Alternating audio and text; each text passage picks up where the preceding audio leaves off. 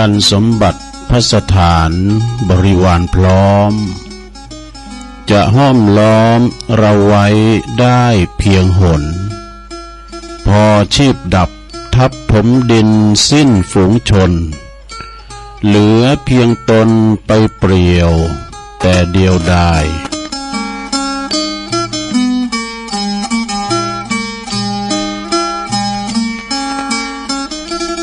กำยองล้านนามีมาแต่ไทยลูกหลานอย่าได้ลืมลาถ้าเฮาบ่หักลืมลืมจาแล้วไผในจ้าจักมาสืบถอยขอความนอบน้อมแด่พระรัตนตรัยอันมีพระพุทธพระธรรมพระสงฆ์เป็นสรณะที่พึ่งกราบแนบไต่ไหวสาถวายความเคารพมายังครูบาอาจารย์พระมหาเถรานุเถระดันเจ้าคณะพระสังฆาธิการพระภิกษุสามเณรเจ้าจุโตนจุองค์กูวัดวาอารามพร้อมตึงสำนักติภักทรงตวยขอความเจริญในธรรมเจริญปอนมายังบรรดาปออกไม่ออกศรัทธาตันสาธุชนนักศีลนักบุญคุณดีตั้งหลายเนาะปอหลงแม่หลงเขาก็ดีคำแรงมาก็มาเปิดศรัทธาเปิดวิทยุหมุนคืนมาฟังรายการสารธรรมยามแรงยามบ่ายสิ่งดำเนินรายการบริหารเวลาโดยตนตัวแห่งอาตมาภาพเก่ากระผมตุลุงนันชัยวัดนาคเสโนแห่งวัดพระธาตุดอยน้อยตำบลดอยหล่ออำเภอดอยหล่อจังหวัดเชียงใหม่ มาปบมาปะกันในยามแรงยามบ่ายเนาะหลังจากที่กินข้าวน้ำข้าวตอนกันแล้วนะมอกบ่ายสามบัดเดี๋ยวนี้ถ้าเป็นตะวันนี่ก็ลุงไปจะไหลไกลแล้วเด้อเพราะว่าเป็นวันตะวันอ้อมข้าวนะออกภาษาแล้วนี่ตะวันจะบ่ายจ่ายปันมันตุ้งโหเฮาอะนะประวัติตะวันอ้อมข้าวแล้วก็มันจะคำโวยเนอะแต่ว่าถึงย่ำหนาวนะบ่คืนนี่มันจะยาวกว่ากลางวันนี่มันจะแส่นจะสั่นแต่วันมันจะอ่อมไปก็เวลาว่ามันลุงแล้วนี่ก็เหมือนวาเนอะมันคำโวยนะ ฉะนั้นสนะญาติโยมเนาะก็มาฟังรายการกันรายการนี้ก็ตามปกตินี่ตุลุงก็จะมาวันจันทร์นะแล้ววันนี้ก็มาสดเสยแต่ว่านี่สลับซับเปลี่ยนกับพระอาจารย์เน้นหลักเขาเนาะพระอาจารย์เน้นหลักปัญญนนานประกอบเป็นอย่างลุงเขาสลับเปลี่ยนกันลุงมาวันการก็แล้วกันนะ สลับซับเปลี่ยนก็เฉพาะอันจันทร์นี่บ่ได้หรอกต่อไปก็เข้าภาคปกติเนาะต้อง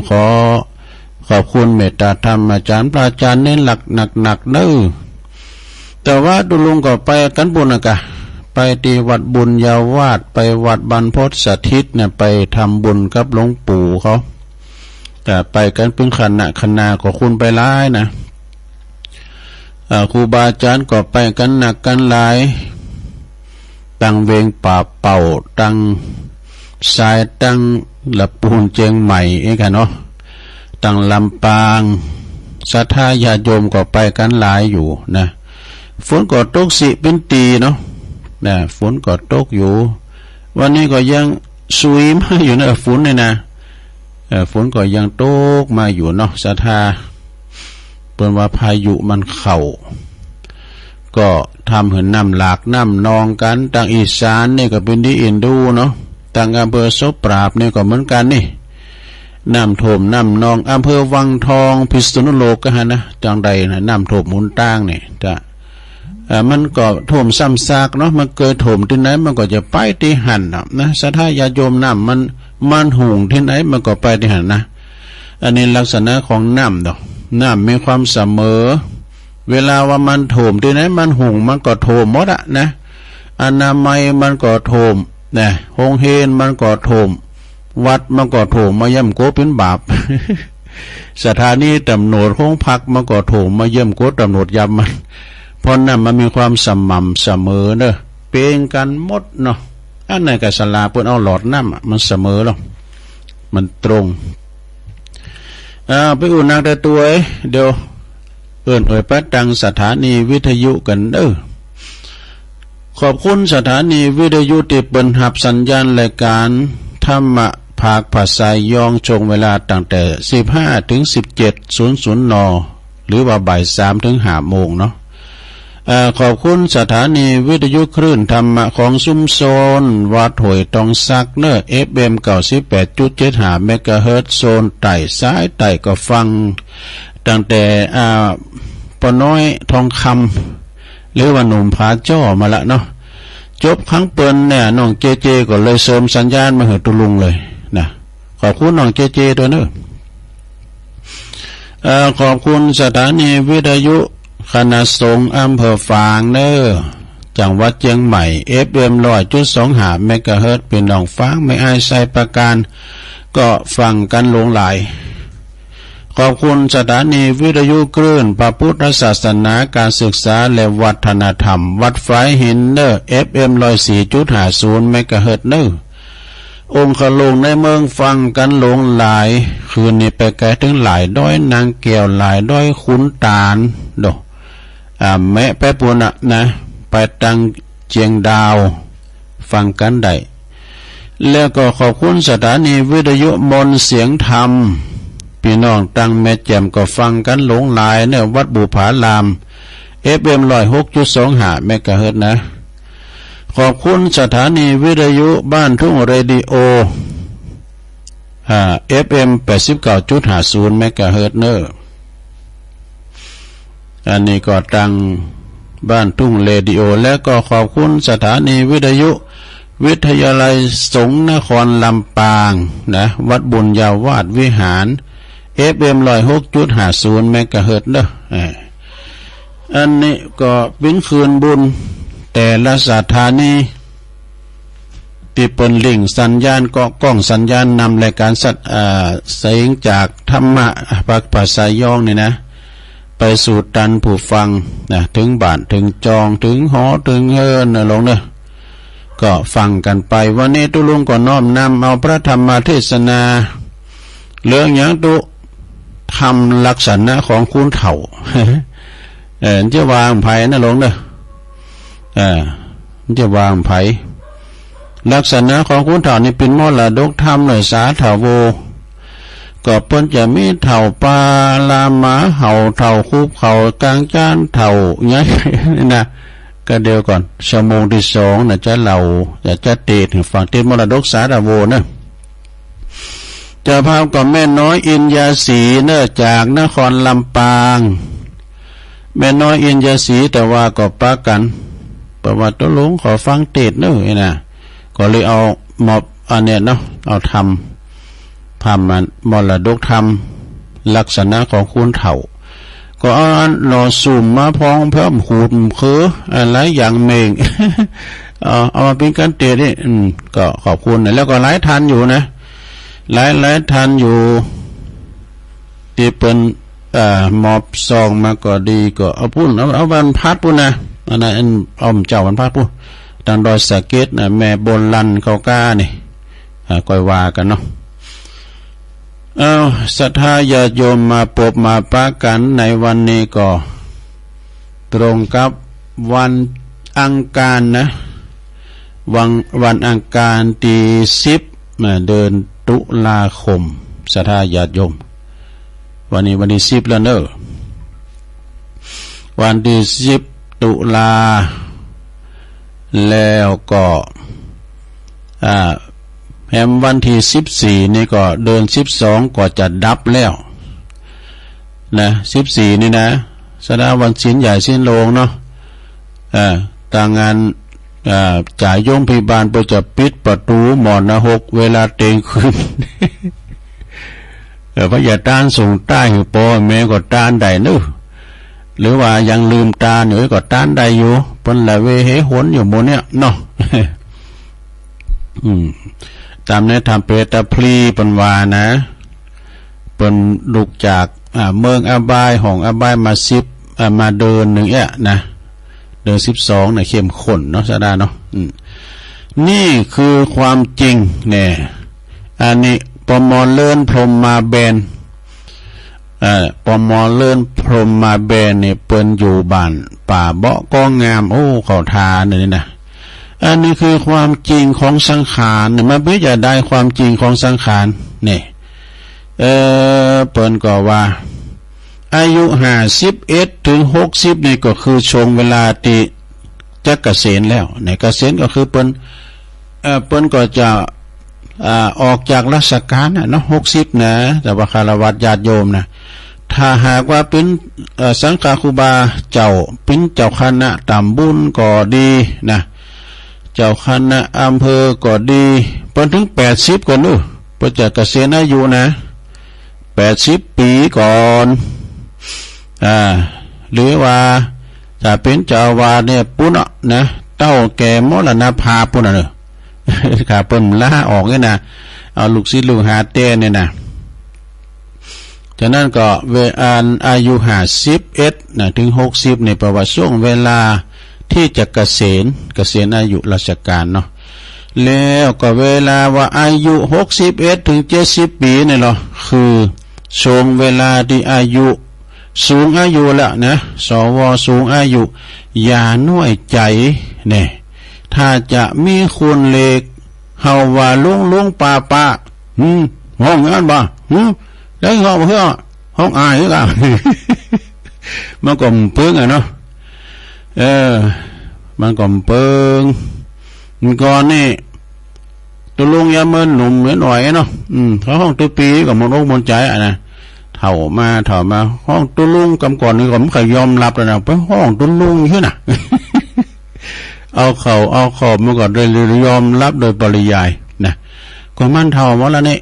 เจ้านี่อาจารย์สาธิตเปิ้นว่าเปิ้นว่ามาจุลาดมันเอาเนี่ยจดหมายกล่อมมาเน็บไว้2ค่าบุญโหก้าประตูก้าฟ้าก้าเสาก้าหลอดไฟก้านะเปิ้นอธิบายเป็นอย่างไปละรู้ ฉะนั้นถ้าหากว่าภายห้องว่าป่าวันลุงนั่นเนี่ยควรจะหลีบเที่ยวช่วงเวลานี้นะแต่ถ้าแอวใดนะไปแอวไปกินหรือว่าไปทำบุญต่างๆอย่างแต่ว่านี่นะก็หลีบไปนะเนาะนะช่วงเวลา61ถึง70ปีนี่นะแล้วก็เวลา71ปีถึง80ปีนี่ก็คือช่วงเวลาที่ร่างกายเริ่มป่วยแล้วถาดขันหอมหมันเตนแล้วเนาะสังขารก็ลงโรยไปลุกก็โอยนั่งก็โอยเปิ้นว่าโรคภัยไข้เจ็บมันจะมาลุมเล่าแล้วบึดอย่างหนึ่งไปหาหมอว่าทำโรคหนึ่งไปทำก้าวก็ว่าทำโรคหนึ่งนะซับปาโลโกเหมือนกันเด้อนะเปิ้นว่าทรงเวลาที่ร่างกายเริ่มป่วยบางคนนั้นก็ล้มหายตายจากเสียแก่ชีวิตไปเนี่ยแต่กันเนาะ80ปีนั่นน่ะจะมีเป็นน้อยเหมือนกันเด้อสถานเด้อเพราะว่าคุณทำได้นี่อายุก็พอยืนนะก็ทรงเวลา71ถึง80ปีนี่นะเริ่มป่วยเจ็บอดแอดพร้อมก่อนลุ่มหายตายจากไปนะแล้วก็เวลา81ปีถึง90ปีนี่ล่ะเป็นจะได้ก็คือทรงเวลาดีตายจากกันไปว่ะนะที่มีชีวิตอยู่ก็เป็นกรรมให้เด้อกรรมให้ที่ได้อยู่พอเมื่อตาพอโลกอันสดสวยงามมานี่ต่อไปแล้วจะหันอายุคุณ90ปีเนี่ยแล้วเฮาจะหันคุณอายุเฮาจะหันอายุคุณอายุ90ปีขึ้นไปนี่ก็มีอยู่บักกี่คุณว่าเปิ้นว่านะอันเนี้ยคือความจริงเป็นความจริงเรื่องจริงเปิ้นบอกว่าอย่าไปโขดจะไปเกลียดให้กันจะไปทะเลาะเบาะแว้งกันนะ ยิงทำให้เฮาเสียสุขภาพจิตบ่ได้คือฮักกันแป้งกันวะนะคือฮักกันแป้งกันในวัยชราจะไปวางกันนะแต่ก็ยังว่าในวัยชรานะมันขี้น้อยใจวะนะมันขี้น้อยใจเปิ้นว่าเนี่ยเราก็โคตรก็เกตนะให้อย่างตุลุงไว้ก็ฮะเนาะตุลุงนี่มันจะเกี่ยวกับอายุดูเกี่ยวกับอายุมันผมโหบางเว้ยเปิ้นว่ามันแต่ว่าอย่างพอคุณบุญโหนี่พอมันขี้น้อยใจกันเนาะแต่เป็นอันเนี้ยว่าลิ้นไว้นะลงเด้อก็จริงแม่ยังมันขนเกณฑ์เนี้ยนะนิกรชายน้อยว่ายังไงอันนี้ก็ทำหยังเนสะด้าเด้อถูขอทาเด้อนี่นะเปิ้นว่าหาที่เฮาบ่อยากดีจะให้มันตกต่ำนะบ่ให้เฮาตกต่ำหาอย่างนั้นมันมีสังพองกันถ้าเฮาลืมกรรมหาอย่างนี่นะโอ้ตกต่ำแน่นอนแต่เฮาบ่ให้ตกต่ำมีหาอย่างคือหนึ่งบ่ลืมปอลืมแม่เนี่ยบุคคลใดก็ตามเด้อซะนะ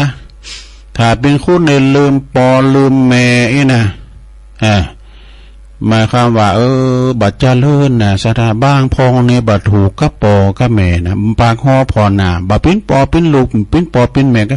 อีก็มีเด้อซะนะเพราะอย่างนั้นพอว่าจำเติมแบ่งปันมรดกตกถอดส่วนแบ่งที่มันไม่อยู่ที่ถ้ำไหมเนาะจำเติมตายเพียงงานหนึ่งไปแล้วมาเสือเท่านะสิส่วนแบ่งแปลว่าส่วนแบ่งที่ไม่เป็นธรรมที่ไม่ต้องการก็เนาะก็ศรัทธาญาโยมแปลว่าหนีจากปอจากแม่ไปเนี่ยเหมือนกับหนูเนี่ยมันเกณฑ์อยู่กองโหลหรอถ้ามันเกณฑ์กองโหลแล้วหนีไปแล้วบุตรเดือแมวเต็กแล้วมันวิ่งเข้ามาปื้นโหลทำไมนี่อย่างได้ก็ปออย่างได้นะก็แม่เนาะให้ดีมีจนปอแม่จะให้จะเป็นขี่บอลขี่พ่ายจะเป็นขี่เหล่าน้อยยาก็คือปอก็คือแม่นี่เปิ้นสั่งเฮาเป็นเก็บคุณอ่ะเสกหยังมาพองเสกหูเสกตาเสกแข้งเสกขาเสกหยังเปิ้นเสกข้างบนนะเปิ้นพุทธาพิเศษเสกปากมานะก็เอาปากมาด่าปอด่าแม่นั่นเสกแขนเสกมือมาตุบตีปอแม่นี่บัดดีเนอะศรัทธาเนาะนั่นน่ะบ่ลืมปอลืมแม่เนอะพระเจ้าชินเฮานะปอแม่นี่เป็นทุลภะบุคคลที่หาได้ยากยิงนะกุลปอ21กุลแม่12นะก็จะไปลืมภายตื่นลืมกุลปอกุลแม่ผู้มีบุญคุณอันล้นเหลือก็ถือว่าเฮานี่ชีวิตจะบัดเจริญนะบางพองนี่ปอแม่เฮาตายไปแล้วนี่เพิ่นลืมกุลโดตานกู้ข้าวกุลน้ำหือยาน่ะนะตานขันข้าวขันน้ำหือเปิ้นได้กินได้บริโภคหมายความว่าเปิ้นลืมตายบัดตายก็เลี้ยงโดยกายตายก็เลี้ยงโดยวิญญาณเนาะสาธาเนาะพระที่มีปอมีแม่เตี้ยวดุมๆนี่ก็มันไปใจเนาะไปใจพอเปิ้นบอกต่อไปไม่รังแกคนดี เขาจะไม่รังแกกันศรัทธาญาโยมเนาะบางพองเนี่ยเป็นคนดีแต่นะแล้วก็มีคนที่เป็นมีอำนาจในมือก้าเนี่ยก็เป็นรังแกเป็นกาเนาะศรัทธามันจังมีดูคนดีเนี่ยมีหนักนะแต่คุณฉลาดเนี่ยก็มีหลาย ฉลาดกับคนดีนะครับเหมือนกันเนาะศรัทธาเนาะก็คือจะเป็นรังแกคนดีแหมคอนั่นแปลว่าอย่าไม่ย่ำยีคนรักเนี่ยคุณหักเนี่ยก็ไม่ว่าแม้ว่าเป็นโผเป็นแม่กันเนี่ยเนาะแบบเจ้าบ้านนะเป็นกูโผตัวแม่กันหักกันแปลงกันหักกันแบบว่าเป็นโผเกี่ยวเมแสงโผแป้งเมหักปัจจัยโผอยากเมมานมีหันเติงสะได้ตัวลุงกับย่าเปิ้นมาเล่าก่อนนะ เอามาสามเขาฟังเป็นวางกันอ่ะตอนนั้นรุมประกุมเขาแต่ก็ที่ยังเฮ้ยก็เอาไปปากกดอยู่ดิมตัวโหเนี่ยเขาดักเฮ้ยปุ้นประมาณปุ้นคอปุ้นโผล่เป็นวาดอกเดินเมย์เป็นก็ตอมกอมแล้วก็ไม่ใส่บาตรเป็นระงับเหตุจ้ะเนาะเตอหันสีเหลืองมาเป็นก่อนยั่งเนาะอย่าเยี่ยมยีคนรักนี่ปากกันหักกันเป็นโผแก้วไม่แสงเนาะแล้วก็แหมขอนึงเพราะว่าอย่าหักหลังมิตรนี่มิตรที่บาดีนี่มันจะมีโดยเพราะว่ามิตรเทียมมิตรแท้นี่คือกัลยาณมิตรนะหลวงเด้อถ้ามิตรบาดแท้นี่โอ้เวลาเฮาลอยนี่ตัวกันเป็นปุกอ่ะเนี่ยเวลาเฮาตุกในพอนามหันสะคุณเวลาโตเก่ามีเงินในบทโตแม่ป่าโตไปใส่เหล่าตองไอ้บทโตมันนึงมาเรื่อยๆเลี้ยงเพิ่นนี่เนาะเวลาโตมีปากมองต้องแห้งนี่อันนี้มิตรเทียมเนาะสุดท้ายลงเด้อไม่คิดเนรคุณนี่5อย่างนะเป็นเนรคุณเนรคุณนี่มันถึงบัดนี้นะหันว่าเปิ้นเปิ้นจวยเหลือเฟื่อฟ้ามาเธอหน้าวันรุ่นมาลืมเปิ้นลืมบุญลืมคุณเปิ้นไอ้น่ะเนรคุณเปิ้นกานี่ถือว่าบัดนี้เนาะ5อย่างนี้นะก็คือ1บ่ลืมคุณปอคุณแม่2บ่ลืมบ่ลังแกคุณดี4 3บ่ยำยีคุณรักคุณหัก4บ่หักหลังเปิ้นมิตรนะบ่หักหลังมิตร5ไม่คิดเนรคุณขอทานเด้ออันนี้นะของนี้ก่อนใช้น้อยจะมีอย่างนึงนะเจ้า5เนาะเดี๋ยวนี้4ยาเด้อ4ยานี่แปลว่า4ยานี่4อย่าง1อย่าท้อกับชีวิตนี่จะไม่ท้อถอยมั้ยลงไอ้เปิ้นตุกแล้วเฮากันนี่เฮาคิดว่าเฮาอันเจ็บป่วยเมื่อยไข้มีพยาบ่อีกเปิ้นก็มีเหมือนกันน่ะนะลองไปโรงยาหรอลองไปโรงยาเนี่ยคุณพยาแต่หมอแล้วว่าเปิ้นว่าตัวลงว่าหมอนัดนี่นะบ่มีติหนังกันเรื่องยาเนี่ยกันเรื่องยุเรื่องยาถามหมอหมอมาแต่มันเปิด8 โมงก็ได้กันเนี่ยเปิ้นเฮาก็กันเนาะเดี๋ยวป้าไปปอหลวงบ่น่ะปอหลวงก็มากันเนี่ยปอหลวงก็เมื่อยเหมือนกันนะตู้ปอหลวงบ้านแต่ไปต่อกับชีวิตเด้อแล้วก็อย่าคิดหนีปัญหาเนี่ยปัญหามีไว้ให้แก้ไม่ให้กุ้มนะแก้ปัญหาไปอย่า3อย่าแค่คำนินทานี่เป็นคำไทยถ้าเป็นคำเมืองเขาเราขวัญตัวนะก็จ้างเปิ้นสังก็เปิ้นเล่าไปหรอกนะก็การเขาว่าเราขวัญเฮานี่ก็คือว่าเฮานี่ยังมีใดโหจิตโหใจเขาอยู่เขายังกึดเตือนถึงเฮาอยู่นี่หมายความว่าอย่าคำอย่างในเพลงบ่ว่าจังขอเตอะทำน้อยเขาเมื่อยกลางเขาได้ย่างไปเพลงตลกเขาเล่าขวัญเนี่ยเขาเล่าว่าอะไรจังขอเตอะถ้าเขาเมื่อยกลางเขาจะย่างไปเป็นอย่างไรเนาะมันจะมีเหมือนกันหมดพระเจ้าอยู่วัดเขาก็ยังเล่าปนหลงเขาก็เล่าปู่จอยเขาก็เล่าเนี่ยกำนั่นเขาก่อนเราตูเจ้าเขาก่อนเราเนี่ยมันโมโนเราขวัญตูเจ้าเนี่ยถ้าเราขวัญตูเจ้าในหลวงนะเป็นบาปเนอะแต่ถ้าตูเจ้าเราขวัญศรัทธาเนี่ยเป็นอย่างเนอะเอาดีกว่าตัวอย่านินทานะอย่าแค่คำนินทาแล้วก็แถมอย่านั่นเนอะอย่าดูถูกตัวเองนี่นักปราชญ์บัณฑิตท่านหนึ่งเป็นบอกไว้ว่าใครดูถูกเราเนี่ยเราไม่ว่านะแต่ขอร้องอย่างเดียวอย่าดูถูกตัวเองก็แล้วกันไปดูถูกตัวเก่าเนอะเขามีความสามารถไปก็พอดีแล้วดูเขาก็พอดีแล้วดูจะไปดูถูกตัวเก่าประมาณนะไปดูแควนตัวเก่าเรื่องนี้ก่อนยังมีทั้งอยู่นะมันจะกรอนกันละอันนี้นี่ก่อนใจหน่อยยังเขียนมาว่าอย่าเปิ้นว่าอีก หลายท่านถามผมว่าว่างมากหรือไรถึงส่งไลฟ์ทุกวันเนี่ยไล่ในแปลว่ามือถือบุญอารมณ์เนี่ยไปเขียนวันไล่เนี่ยโดยตัวลงวันไล่เนี่ยว่าเลือกไม่ให้ไล่ไต่ไล่แม่ตอบนั่นจะเป็นวันใจเป็นอ่านไล่กะทุกไล่กะถ้าวันไล่เนี่ยก็เดี๋ยวมันเป็นให้เนี่ยการที่ผมเล่นไลฟ์ทุกวันก็เพื่อตัวเองเพื่อตัวของผมเองครับนี่ลองฟังบ่ดอโทเขาทาไม่18ข้อกันนะลงเด้อเพราะว่าข้อที่1ตื่นมาแล้วได้พัฒนาสมองว่ะนี่เหมือนกันเด้อสดาญาโยมนี่ก็หมอบอกว่านะเฮาเป็นนักค้นคว้าอย่าตัวลุงถ้าว่ามันได้อ่านหนังสือได้ค้นคว้ามันได้อ่านธรรมในอัมไซเมอร์เด้อไอ้นะตัวลุงมันก็มีขอบังคับดู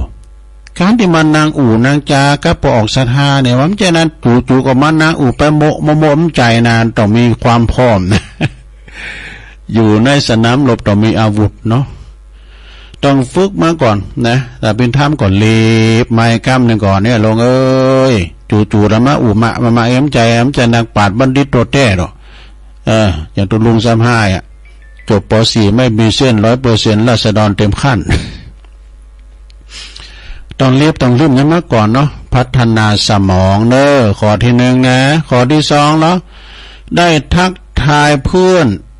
ในแต่ละวันเวลาว่างแน่เฮาฮู้จักปืนเฮาอยู่นี่แน่โอ้ตัวลุงก็สมัยเลี้ยงควายกับไผเดี๋ยวนี้โอ้ก็พอเสียวซับประจบแก้วสุกนะกันป้าก็เรื่องความเก่าเราความหลังสอบของขมสมของเก่าเราความหลัง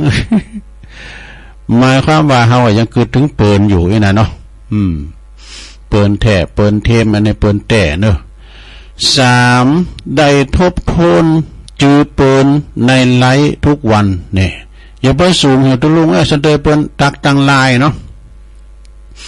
เวลาว่าเปินตักตังลายตัวลุงก็ตักไปตังลายเนาะโอ้อันปอบุญธรรมก่อนเปินบอกว่าปอดึงบัดตันเปิ้นตุขอบตุตักตังลายก้ามเปิ้นก็ส่งไลน์มาตัวลุงก็ตักตังลายขอได้อ่านชื่อป้อออกรายการก็พอดีละนะก็ตัวลุงก็ตักเอานะข้อที่3นี่แปลว่าได้ทบทวนชื่อเพื่อนในไลฟ์ทุกวันนี่ข้อที่4แล้วช่วยให้ความจำดีขึ้นแต่กะนี่ช่วยความจำดีขึ้นแต่ตัวลุงไม่หันหยังนะสดาญาโยมมีจำคุ้นเหมือนกันเวลาตัวลุงไปกล่าวเคืองกาขณะนี้ในเมตตาบารมีธรรมมันจะไปรู้ไม่ออกจากปากตอนนี้ในเมตตาบารมีธรรมท่านพระครูนั้นครูเนี้ยเขาจำจื่อเป็นพอนะยิงสตาสมัยแหละกันปะคุณนั้นนะก็จ้าไปก็แล้วก็จ้าเป็ดไปบอกพระใจเอ็มไรกันตักกันหนึ่งเพื่อนในเพื่อนหนึ่งมาห่อมาดูซะนะเนี่ยตักในจำเตยเปิ้นสอบตักดูสอบตักปนนั้นเขาเปิ้นมาลายเนาะอันนี้ศรัทธาตันใดเนี่ยมากันลงหลายกับว่าเขาก็แบบว่ายกให้เปิ้นใจฟูขึ้นมาหน่อยกะนะยอมจิตยอมใจเปิ้นนี่นะแต่บางคนเนี่ยเพิ่นก็สอบนะเขากำไม่มาแล้วเนี่ยได้นะว่าคุณนะคนนี้เนี่ยถ้าเปิ้นสอบนะปวดดึงสู่หน้าเลยล่ะก็ได้บนสอบตักออกตั้งไหลตั้งไม้นะบ่ก็เดี๋ยวก็เล็บไปเล็บมาเขาตักออกเรื่อยๆมาก็ตักเรื่อยๆนี่มาหอมเรื่อยๆช่วยความจำดีขึ้นนะลงเด้อว่าคนนี้ส่งคนนี้ส่งแล้วหรือยังนี่นะสระนี่ข้อที่5เนาะจำจือเปิ้นได้แม่นยำขึ้นนี่จำจือได้กูโคนน่ะตัวลูกนะมากึดพร้อมเดี๋ยวนะจบป .4 นี่จำได้ถ้าใครกูคนนะแม่ยิงไผพองยาซิมเขาง่ายประจายพระของประจบแก้วสุขเขาบอกว่าปฐมแก้วสุขเขาลายดูตัวลายมากันได้ตัวลุงนอนนัดมาคืนตัวลุงนอนคืนได้ลุนนันไผปองหาน่ะแล้วมีลมหายใจอยู่ทำกี่คูณลมหายใจจากไปก็มีด้วยนะเนี่ยในห้องป .4 น้ำก่อนลายด้วยซะนะ จบป .4 ก็ตุลุงก็ติดจ่าบ่เนี่ยนะข้อที่6นั่นลงเนอะได้ฟื้นความทรงจำของตัวเองนี่ความจำนี่นะศรัทธาญาโยมอย่างว่าเขาว่าหน่วยความจำหน่วยความจำไทยปีนั้นเนี่ยนะหน่วยความจำมันตีมาตุลุงเป็นว่านะโทรศัพท์ตุลุงมันอูดมันจะหื้อมันถ้ามันถ้าเถ่าอย่างเจ้ามันยังแต่ก็จำจืดตัวเองได้นะมีความทรงจำฟื้นความทรงจำของตัวเองเราจำได้ด้วยจำได้มาลบแปลว่าสัญญาที่แน่นอนนะข้อที่7นะลงเนอะได้หู้ว่าเปื้อนอยู่ที่ไหนพองรวมความรวมทั้งความคิดแต่ละวันเนี่ยเจ้าหมูตุลุงเดี๋ยวนี้อยู่ไหนตกลูกตกโพตกลูกตัวแม่อยู่เจียงดาวก็ไม่อยู่เมืองฝางก็ไม่มือเพื่อปุ่นเมืองเป่าเมืองฝางเจียงเซียนเจียงไฮมีดอกใช่ไหมเขาไปเป็นไปเป็นเคยอยู่ตั้งปุ่นเอกข้อที่8ได้ลำลึกนึกถึงความหลังครั้งเก่าก่อนถึงเหตุการณ์ต่างๆที่เกิดขึ้นความหลังก่อนมันไม่หนักประวัติตุลุงนี่ตึงให้ตึงดีนะลงเนอะการว่าแปลงถ้ำในเด็กผูกเนี่ยบอกทำมาลายโผดโลกุนะลงนะประวัติชีว่าประวัติตุลุงนะประสบการณ์นี่นะกับกังตุงกังไฮกังหน้านี่นะมันมีนะซะด้านเนาะมันมีประวัติการมา9ข้อที่9ได้ความโหดต่างๆหลายด่านเนอะนี่ซะด้าญาโยมอย่างมือถือแต่มันมีหันโมดซะด้าเปิ้นข่าเปิ้นยิงเปิ้นปล่อยระเบิดจะโหลดRPG กันต่างประเทศพูนนะหันโมดซะด้าตึกลามบันจองทะลุปูปังลุ่มกันละเนรนาดก็พอสงครามเฮาหันมาดูทหารติดเหมือนกันเด้ออันมือถือนี่นะมันหย่อมาหันหมดนะ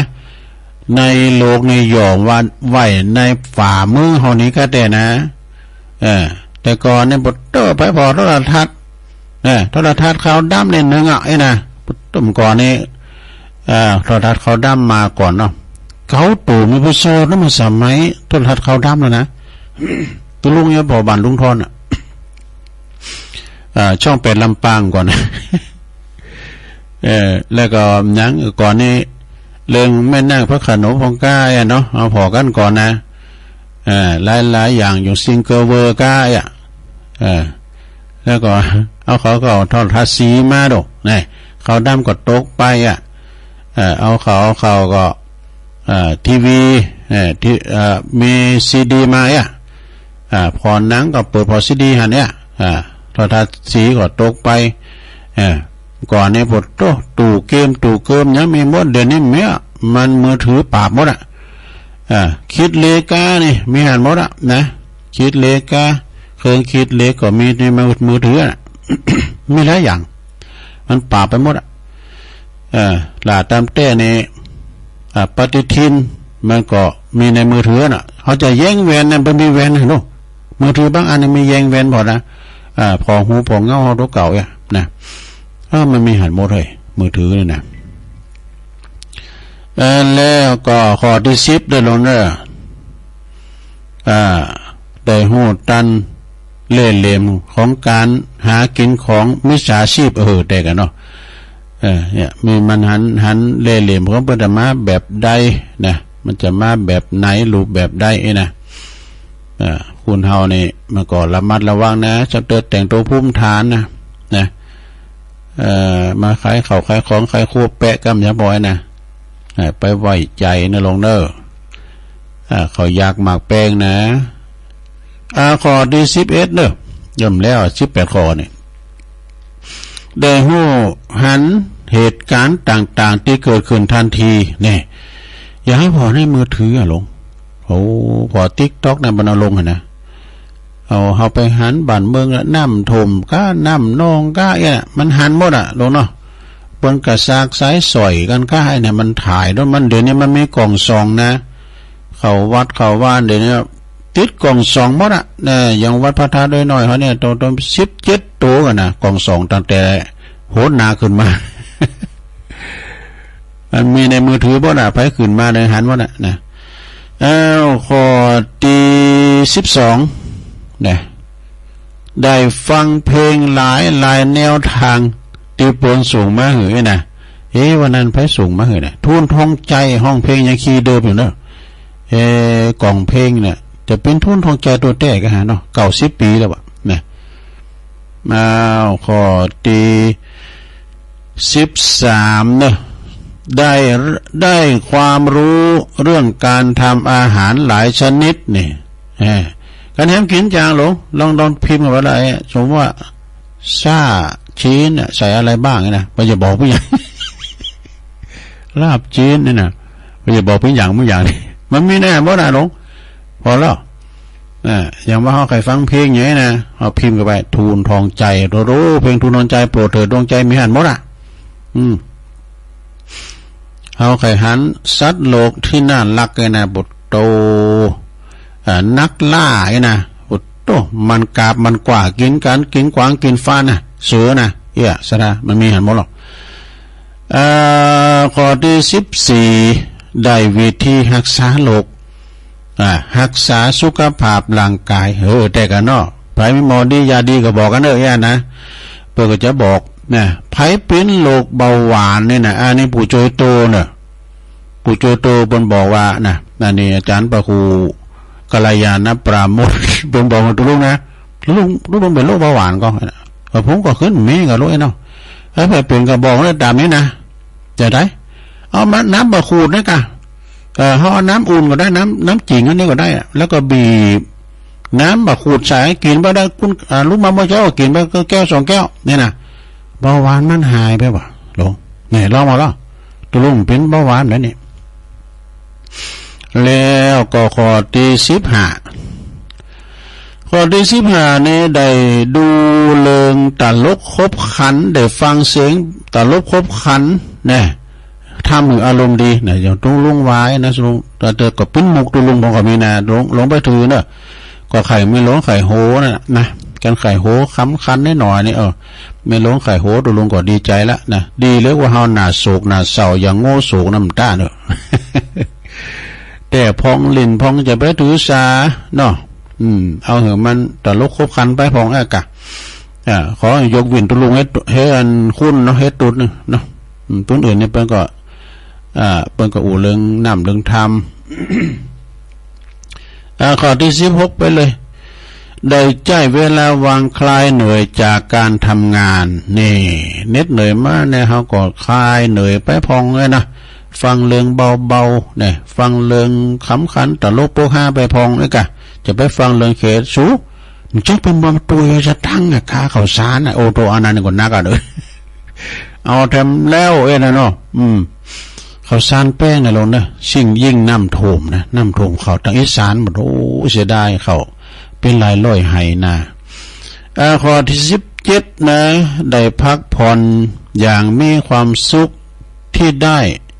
ดูไลฟ์เนี่ยแล้วก็สุดท้ายข้อที่18ได้รับกรรมอวยพร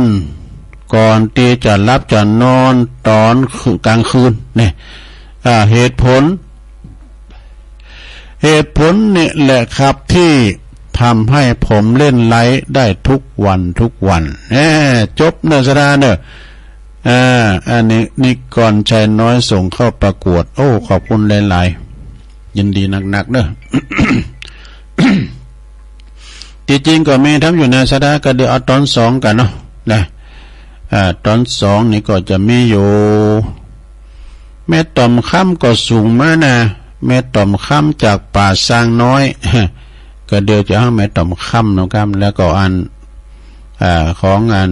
พุทธิธรรมคนเดิมก็มีแม่ครูแม่ทองคำพรหมมินก็มีนะยามเจ้านะเป็น1เป็นตอนไว้นะอันนี้ก็ขออนุโมทนามาณโอกาสที่นี้ด้วยเนาะ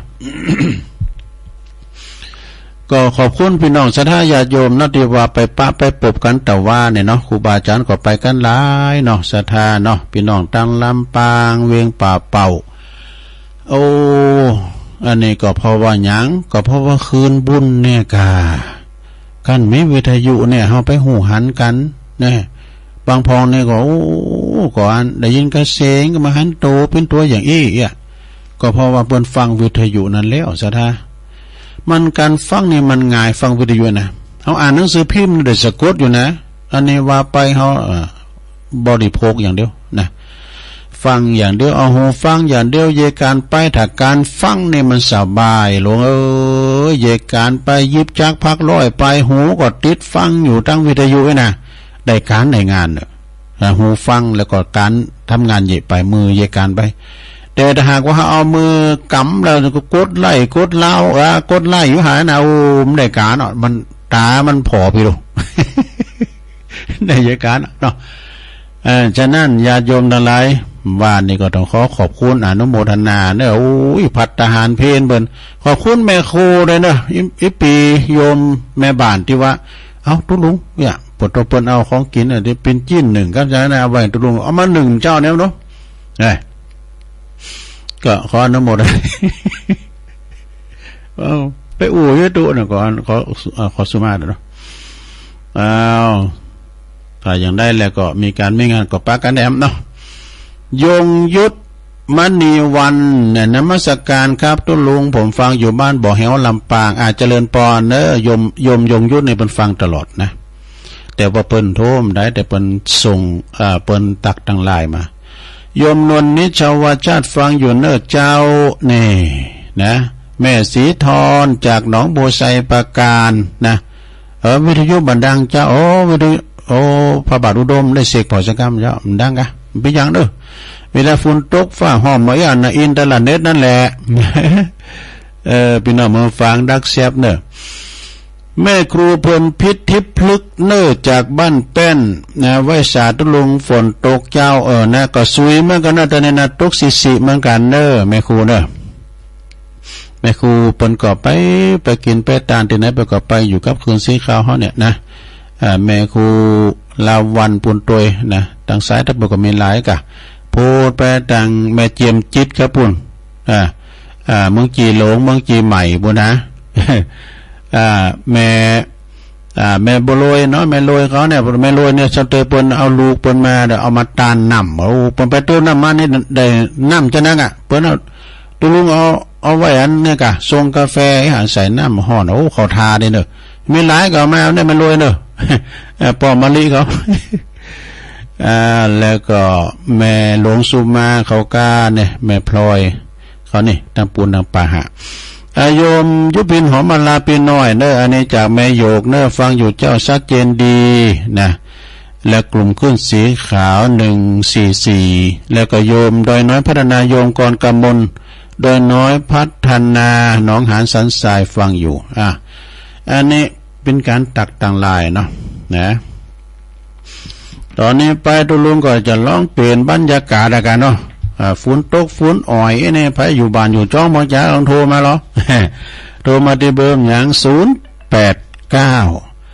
0899556506มาตอดเดียวหายไปนี่เอามาใหม่เด้อมาใหม่ โทรมาเอาเฮาเช็คตั้งไลน์เช็คตั้งไลน์ก็เช็คไปละตอนนี้ก็จะโทรมาทรงแรกนะเปิดสัก3-4 สายเดี๋ยวเขาจะฟังเตดลักษณะของคุณเฒ่าเจริญปอนว่าแต่ตัวลุงอันนี้ตั้งได้ไหมแม่พิมพ์อย่าโอ้แม่พิมพ์ป่าแดนะฟังเจ้าแล้วบอกดีละเจ้าฝนตกอ่อยนั่นมันอ่อนหน่อยยุดน่ะแหละเดี๋ยวนี้ไม่ย่างแล้วสีจะเป่งไม่พอละขอบคุณแม่พิมพ์เนอะสาธุเจริญปอนเจ้าเจ้าแม่สมผัดเนาะฟังอยู่เจ้าตั้งใจดีเจ้าลุงฝนตกยังไม่เจ้าฝนตกเมื่อกันอันนี้ก็ย่างแล้ว ก็รับใจแล้วตัวเจ้าขอบคุณหลายๆเน้อเจ้าสาธุนี่เอกะตักตายมาเจริญปอนไปสาวเจ้าตุลงนางใจวัดอ๋ออุ้ยอินเสมอมาแล้ว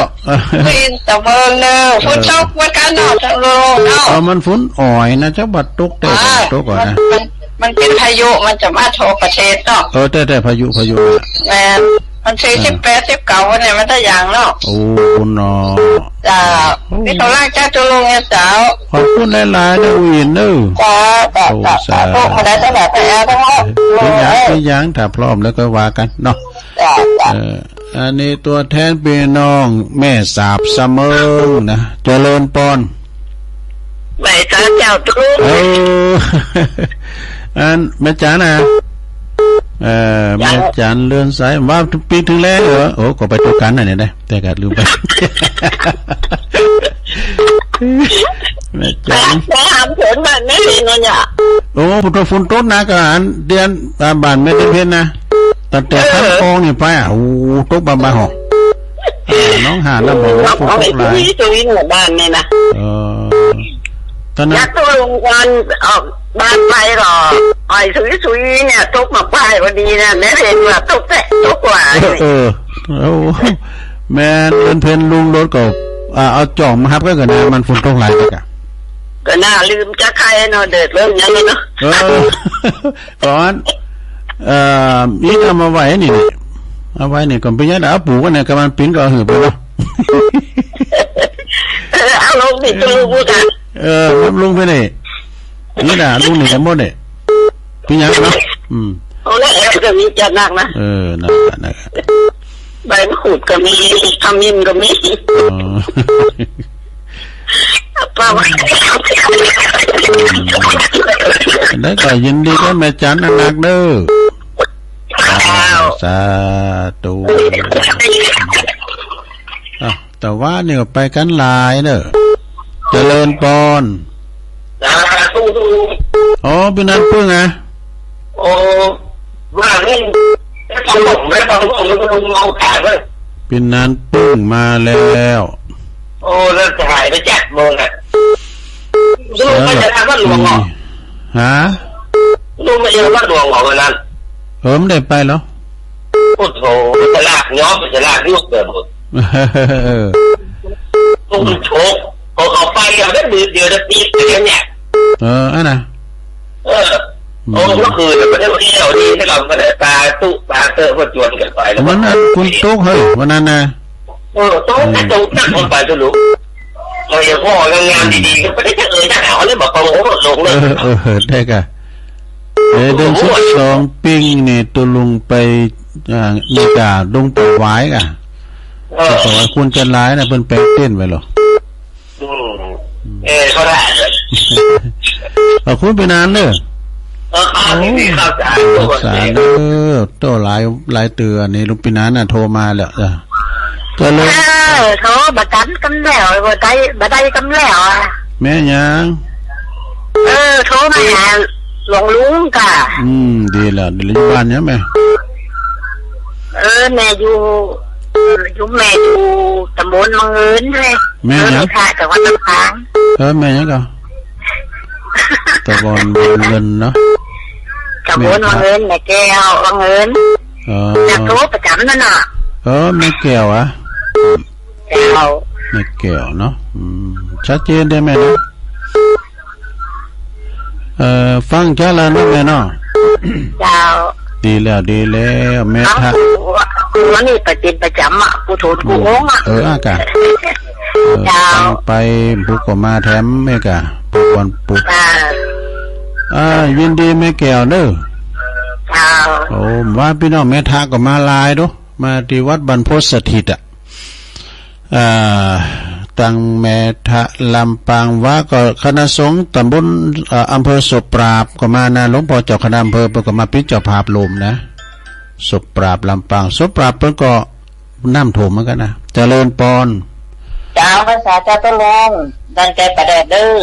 อแม่โนนะเจ้าแม่โนนโดนใจประเดดเนาะเจ้าฟังตลอดอยู่นะเจ้าวันนั้น วันอาทิตย์บ้านโยมไม่มันมีกุศลค่ะเจ้าวันที่8นะแล้วไปแล้วเนาะแล้วไปแล้วเจ้าพอดีจะมาเป็นFCของงานตู้ลงในวังอ่ะอ๋อดีเพิ่นนิมนต์ตู้มาเป็น50ตู้ลงในวังได้ของแม่นอนอ่ะโอ้จับพอดีอ่ะได้อย่าบุญนำพาเนาะกับบุญเป็นบุญวาสนาเนาะเป็นอย่างจ้าก็ดีใจขนาดเลยจ้าไม่มาเลยเจ้าตุลุมได้ไปได้โลนั่นน่ะอ๋อจ้ายินดีเนอะแม่โนนเนอะสาธุแม่โนนแม่พิมพ์ก็เป็นปีน้องกันดีต้นใจประเดชอันนี้ล่ะนะนิมนต์นะครับครับผมวันนี้สาระต่างๆสาระของคนเราเป็นอย่างไรเนาะก็มีในท่านหมดได้ฟังธรรมหมดอกหมดใจนะครับผมแล้วก็เดี๋ยวก็จะฟังลักษณะของคนเฒ่าเนาะก็เดี๋ยวจะฟังต่อจากนี้ไปครับผมกำลังจะลงเสมอนะครับโอ้ขอบคุณหลายๆเนอะครับผมไว้สาครับแต่ว่าก็ฟังอาจารย์ได้หลักมาสู้ต่างเปิ้นเราเรื่องอย่างก็หลายอย่างนะแล้วก็เรื่องตานเก็บต้านทำเท่านั้นร้อนคำเจริญพรประชาชนลงโอ้ปนันเจอนะอุ้ยนั้นครับโอ้อุ้ยนั้นอุ้ยหมนนั้นเนอะนี่นะนั่นเจยมันใหญ่เลยแล้วมันใหญ่เดียวบ้านนั้นปูนต้นแล้วหันเด็ดอ่อนๆแล้วป่ะน่าจะแรงอ่อนแล้วนี่เนาะมันยังแล้วแหละนั่นกะเกินโอ้โหหนาวไอ้เต้กะฟังก็ลงวันเนาะฮะนะเกิดลงวันก็ฟังกันไปกับกำลังใจตุลูกตุลานเนอะก็แสดงมุทิตาจิตกับอาจารย์ประครูพิราชธรรมวินิตด้วยเป็นรองเจ้าคณะอำเภอป่าซางเนาะวัดป่าเฮงก็งามนะอาจารย์ธรรมหาบำรุงกับเป็นเจ้าคณะตำบลโดยปริยายฮะตุลุงมาพี่กะจะไปมุทิตาจิตอยู่กะเพิ่นย้ำจะร้องเด้อหรอเนาะเพิ่นสยันตัวอยู่เพิ่นรับมอบอยู่หลวงพ่อก็จะได้รับมอวันที่15เนี่ย15ตุลาเนี่ยจะเป็นนี่กะเจ้าคณะอำเภออันนี้นักบอลเนาะอยู่ดีมีสู้อุยนานเนอเราดีใจอุยนานมาเป็นกำลังใจทำสายเดี๋ยวพักกันกันเนาะเจริญปอนแกไว้สาเจ้าตลกโอ้โธ่แม่สีทอนกันนี่ตัวติดลุดเนี่ยน้องโบใส่ปากการเนาะยี่จะยุ่งบดังนักการได้หันเขียนมาเนี่ยโอ้อันมันอะไรกะเกี่ยวกับอินเทอร์เน็ตเนี่ยกะฟังตั้งเทศตั้งไหนเนี่ยโอ้ดีกะเป็นยังเนาะฟังตั้งได้ก็ดีหนูฝนตกมันขับตกก่อนก็ได้ไปน้อยเดี๋ยวนี้เปลี่ยนมาเริ่มจอดตกเนอะตกมองลัดโมนเนี่ยกะเนี่ยต้องมาย้ำแบบขาดเน็ตเลยเนี่ยจะมันเวลามันแรงได้จ้าไว้สาธุสาธุโอ้อินดูเปิ้นอ้ำสายเจริญพรอ้ำสายเจริญพรสายนี่หอยอย่างกันเนาะไว้สาเจ้าทะลุงแม่แดงเจ้าฟังอยู่เนอะฟังตลอดเนอะปล่อยใต้เนาะเจ้าอินเดียนั่นแม่แดงเนาะเจ้าแล้วบุญรักษาเนอะไว้สาเจ้าเหมือนกันเนอะบุญกรรมบุญจูบุญรักษาเจ้าสาธุตุลุงพักกันเดินเนาะก็เดี๋ยวตุลุงจิ๊บนั่งเดี๋ยวมาว่ากันเดี๋ยวจะทำฝั่งลักษณะของคนเฒ่าเจริญพร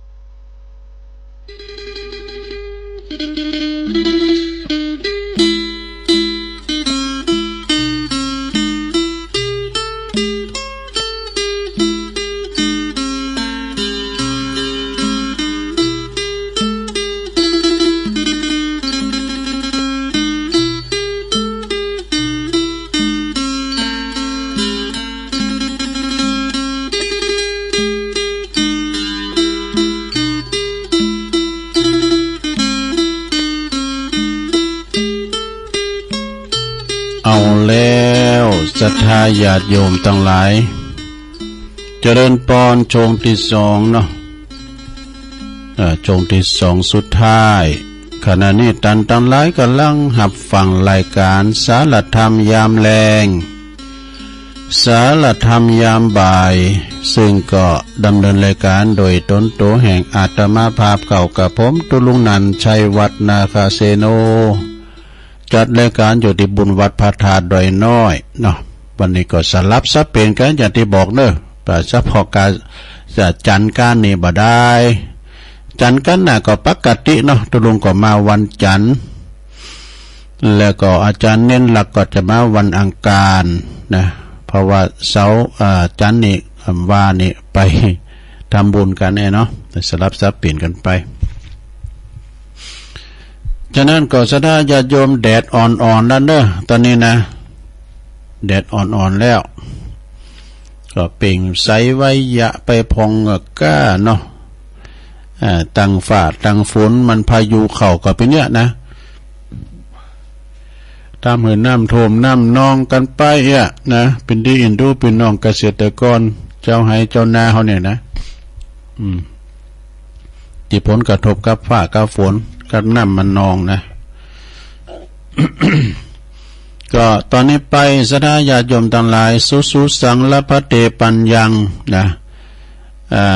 จะได้เตดนำเตดธรรมสัพพะทานังธรรมะทานังชินาติแม่น้อยอินยาสีจากลำปางเจ้าภาพวันนี้เนาะก็เตดธรรมลักษณะของคุณเฒ่าจะเป็นจะใดสถาตั้งธรรมไว้แล้วก็ลองฟังกันบ่เนาะมรดกธรรมปืนเมืองก็ทำตั้งหลายตั้งมนเนี่ยก็ไม่ใช่วางภัยเด้อนะก็เป็นธรรมมันออกได้ธรรมเท่าที่เปิ้นบาดีนะปุ่นอยู่เมืองนอกปุ่นตั้งใดหมู่เนาะ เท่าตั้งหลายตั้งเฮานี่มันเท่าโพดนี่ปานนะเท่าคุบเข้าลูกหลานฮักเท่าคุบเข้ากลางจานเนี่ยเท่าฮักหลานน้อยอ่อน เอาไปอุ่นนักด้วยเอาฟังธรรมก่อนนะลงเนาะเดี๋ยวเราก็มาปั่นป้อนแล้วก็มาว่ากันนำกรรมหนึ่งนะเอาฟังพรามก่อน นะโมตัสสะภะคะวะโตอะระหะโตสัมมาสัมพุทธัสสะโยจะวัสสะสัตตังจิเวปุตตะสิโลอานัสสัมมาหิโตเอกะหังจิวิตังไสโยศิลวันตัสสะชายิโนติสัทธโวดุลาสัพพุริสัตตังหลายตั้งยิ่งใจหนุ่มเทาอันเมตตาเก้าเป็นปาทานเมตใจบานจมจืนยกมือยื่นฟังตามจงดาจำแต่ตนติดสืบสนด้วยไปเราจะไขกล่าวจี้ฮือแจ้งที่หันลายยังคนยิงใจแก่เท่าตามตั้นเราไข่ปันตามได้หันและรู้หากไม่อยู่นานาม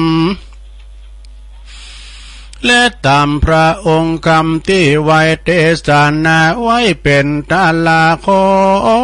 ศรัทธาใหญ่น้อยอดก่อยอดใจก้อยฟังไปบัดนี้แดดเตออีทากาโลเกมนุสสาอุปปันนาอันว่าคนเกิดมาพร้อมนาในโลกลาโลกี จัดนับมีหลายแหล่นับบ่อแปะสังขายามีพายาแจ้งจอดบ่อเกิดลอดทางบุญว่ามีกุญใหญ่น้อยจักจองหอยในอาตนเต้าเมาวนคำเจ้าเลี้ยงลูกเต้าและลานจุมอาจารย์เก่าแก่ว่าเป็นคนแก่จันลาย้อนอายุวาสาหลายหลากย้อนจูผู้หากเล่งหันและนาส่วนอันว่าผู้ใดนั้นเราบอกแก่เท่าจาลาหรือเป็นเด็กขาน้อยอ่อนรู้แจ้งบ่อนกองดีพายามีองค์อาจจบจาลาสัปปาสิปานักปราชญาเก่าแก่ว่าเป็นคนแก่เสมอการถึงตัวมันน้อยอ่อนเต้าว่ามันแก่ย้อนสิบปะคุณแลนาส่วนอันว่าคนใดนั้นลาวเป็นเต้าเจ้าปาลาลือราชธิดาน้อยนาดราชโอรสราชสายเมืองนาแห่งเต้าบุญเรืองเจ้าฟ้าพาแผ่นนาเวียงใจแม้นมีอายุไว้หนุ่มนาวรำบ่หลายขวบเขาวาสาต้านก็มาจากเก่าแก่ว่าเป็นคนแก่เจียงการเหตุนั่นเป็นวงวานเจ้าจ้างคนกล่าวอ้างย่อคุณและนาที่นี่จักจาวันนาจะเล่าถึงคนแก่เท่าจันลาผู้เกิดมาเหมือนมากอาจารย์หากฎหมายคือมาได้แก่คนเท่าหูวายได้ดอกเท่าศอกกอกมายาเท่าปาลามาเห่าเท่าคุบเข่ากลางจาน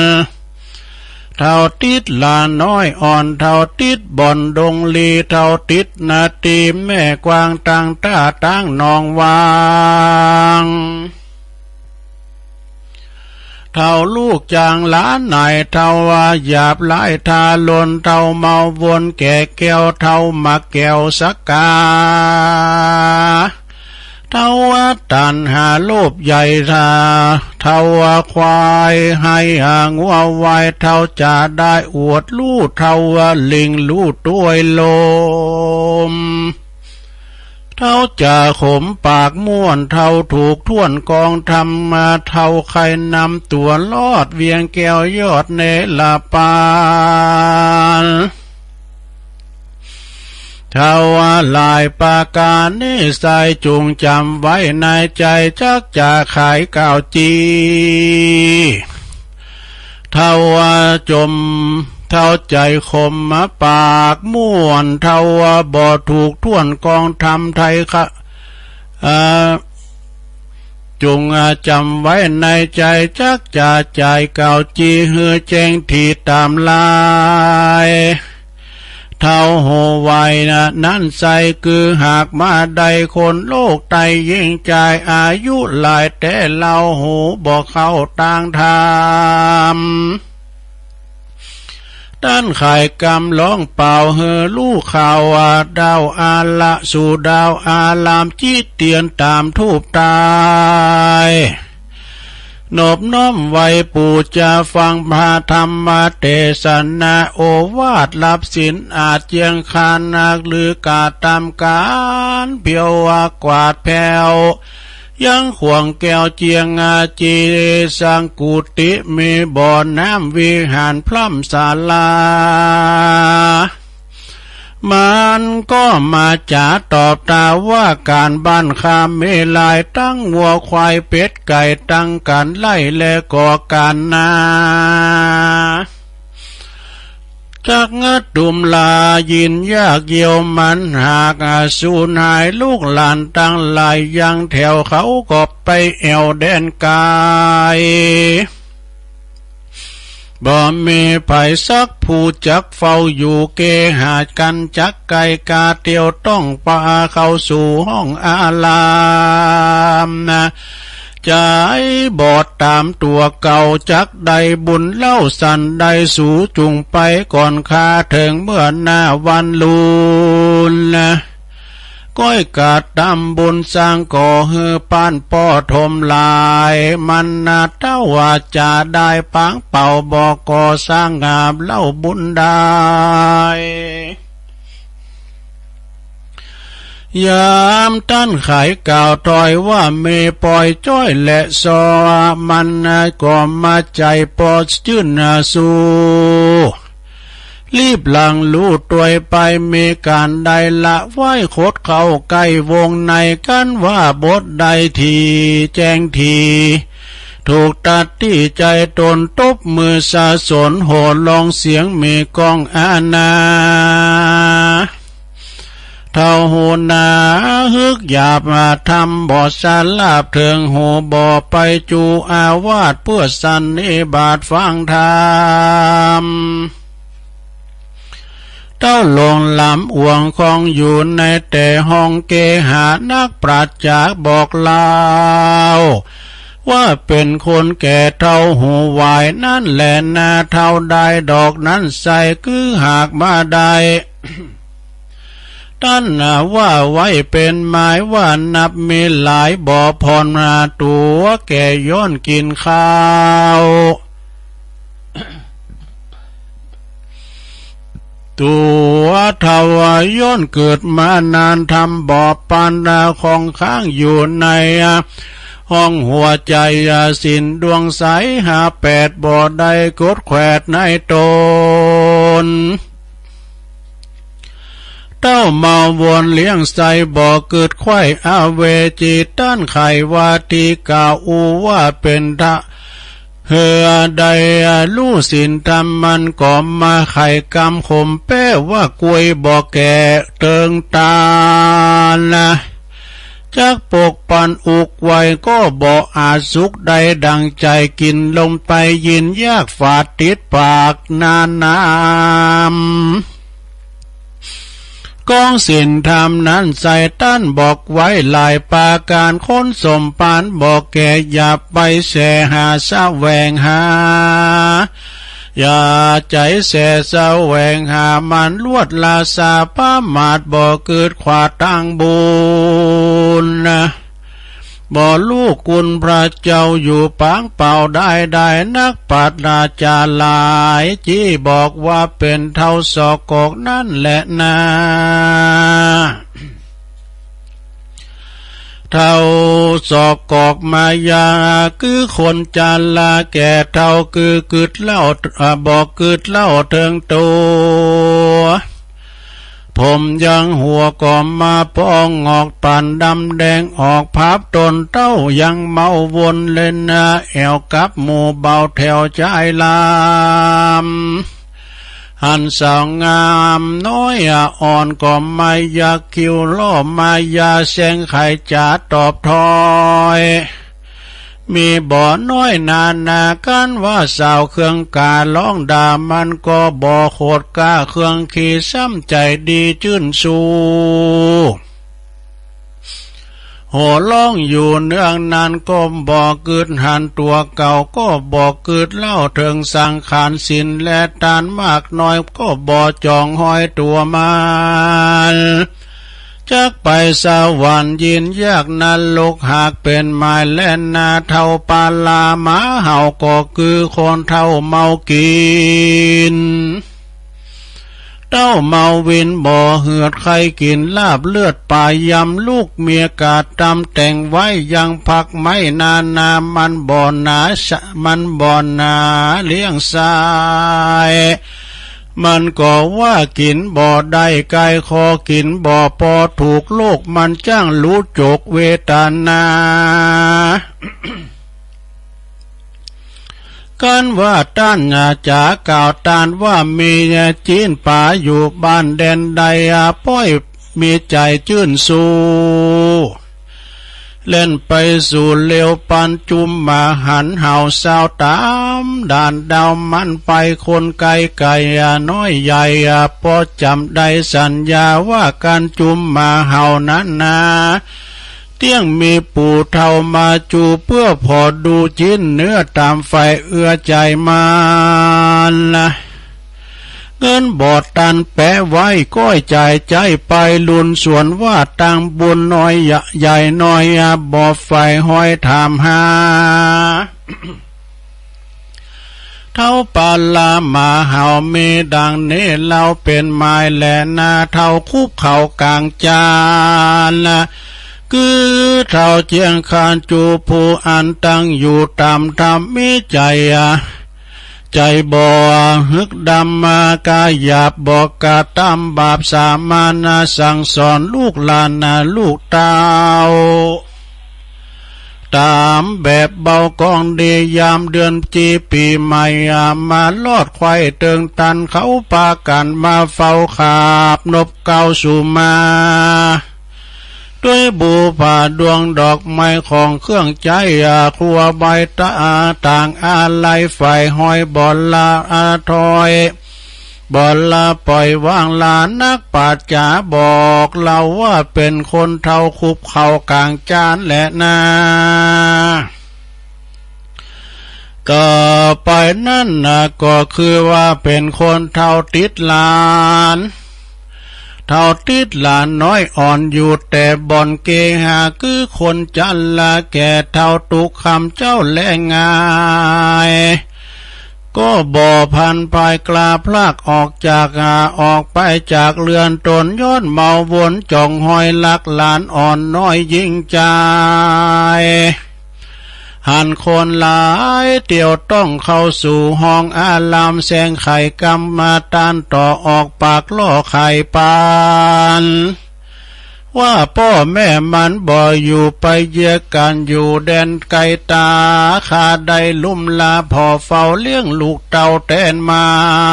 นที่แต่เท่าติดนะวันลานน้อยใจจองหอยเด้ขาจักไปวัดวายินยากย้อนเท่าหากติดลานใจป้าปานใจบ่อปานเกิดควายจากใดไปฟังธรรมจักไปไว้ฟังธรรมหันคนนานนำหนุ่มเท่าไปฟังธรรมมากเต่าลวงลายยินละอายจะหมู่เอาหลานเป็นกู้ตัวไปเฮือหลานเตรียมใจร้องไห้แสงโขดไม่เครื่องกาลีบตาแล้วก็รีบลาเจ้าหมู่หนีมาสู่เรือนตนเท่ามาวนดังนี้ชื่อว่าเท่าติดหลานนั่นแหละนาเท่าติดดงดานน้ำมานั้นโสดก็คือคนเท่าใจโหดปาลาแบกปืนยานาไม่แอวซอไส้ดงขวางยิงฟานกวางสัตว์ป่าตั้งนกบินล่าใบบนใส่ขาตั้มยนหอกลาวไว้จูดานดงนาสัตนานำสัตนาข้ามเจ้ามาเลี้ยงลูกเต่าเมียแปงบ่อเกิดแยงตัวเก่าอันแก่เท่าตั้งวานการดาวขานมวยมั่งเตียงบ่อลดอาบายแลนาเท่าติดนาตีหน้าต่างเท่าติดนาตีตาตั้งบวกกว้างนองวังจักได้เป็นจักเป็นตูขังเอาใบในโลกไตสงสารวิบากปานตอบใจบ่ได้เป็นวิบากปานตอบใจบ่ได้พ้นง่ายแต่ดีหลีแหละนาเท่าลูกจังหลานนายคือเท่าสวกไล่ทาลนด่าลูกตนบ่ราขาดใจเฮาหาดปาลาหันสังพิตาต่อทอยกำมาปากย่อยจะหลายด่างัวควายเป็ดไก่พดมาใส่ปุตตาจุเวลาข้ามเจ้าจูข้ามเข้าแลงง่าย ภัยบ่แฝงอย่าอยู่เฝ้าย้อนว่าคนเท่ากาลีดาลูกหลานนี่ลีซ่อนไปอยู่บ่อนไกลตาคนนาบ่รู้ก็กล่าวว่าอูเตียนขวัญว่าลูกหลานมันน้อยใหญ่บ่เกิดค่อยถึงกุลที่แต่เท่าทาลุนหยาบลายลูกหลานนี่นายนี่ลานนี่นั่นแหละนาเอาละบ่ศรัทธาญาติโยมทั้งหลายอันนี้ได้กึ่งเดียวนะอย่าทำกึ่งหนึ่งนะเอาไว้กึ่งหนึ่งก่อนเด้อศรัทธาเด้อเพราะว่ามันยาวอยู่เหมือนกันนะเป็นมรดกธรรมเด้อลดจากนั้นไปก็พอหลายแล้วนะก็เลยเอาม่อนมันเนาะ ลักษณะของคุณเถ่าเพิ่นถึงว่าแล้วเนาะมันมีหลายอย่างเท่าหลายอย่างแต่เท่าทั้งหลายนี่ก็ไม่เท่าตั้งเฮานะเมืองน้องพุ่นตั้งได้มั่ว ก็จบลงไปเนาะต่อไปก็จะปันป้อนกันเน้อที่เป็นเจ้าภาพนี่ก็มีแม่น้อยอินยาศรีจากลำปางนะแล้วก็แม่จันเพ็ญเชิญปัญญาอีกฮะเนาะพระธาตุดอนเต้าลำปางเหมือนกันแม่คำใบเขานะแต่ว่านี่เป็นก็ลมทำบุญโดยแล้วก็มีศรัทธาแม่ปาวลีอินสุวรรณโดยเน้อปากันว่านี่พี่น้องลำปางก็หอมซองมาก่อนขออนุโมทนาได้เอาปอนโดยกันกันเน้อเอาปอนเน้อเดี๋ยวกันมาว่ากันนะเนาะอิจิตังปฏิตังตุมหังคิปะเมวะสมิจตุสเปปุเรนตุสังกปะจันโทปนารโสยถามณิโจติรโสยถาภวะสัพพิติโยวิวัจจันตุสัพพโลกวินาศตุมาเตภวัตวันตาลโยสุขีติกายุโกภวะอภิวาทานาสิลิสานิจังวุตาปัจจายโนจัตตาโลธรรมาวัตันติอายุวันโนสุขังปะลางเอาแล้วจบลงไปเนอะสถานวันพัฒนานี่ก็จะเตดธรรมของปนนั้นปอาจารย์อาทิตย์เมสุมนางสาวพรสวรรค์อนุวงศ์โบกก้างสันกำแพงเนอะแล้วก็แม่บวนลันคณะสดาแม่บวนลันจำปาอิ่มพร้อมด้วยลูกหลานบ้านโบกก้างสันกำแพงเหมือนกันน้อมถวายปัจจัยเพื่ออุทิศบุญกุศลแผ่พายายบุญไปหาเทวบุตรเทวดาเจ้าแม่ธรณีเจ้ากรรมในเวรสัมปสัตทั้งหลายน้อยใหญ่ที่ลงหลับดับขันไปนะเป็นการเตดในวันพัดมันเด้อเจ้าวันพัดวันนะป่ะนะแล้วก็มีปอสมบูรณ์เลยเนาะวงสยาบันสันโลงเนี่ยนะตำบลบันโป่งเนี่ยนะอันนี้ตังใดเนอะตำบลบันโป่งนะ ก็วันพัดนาเนี่ยวันนั้นเนอะ แม่โบราณเขาพัดนานี่ก็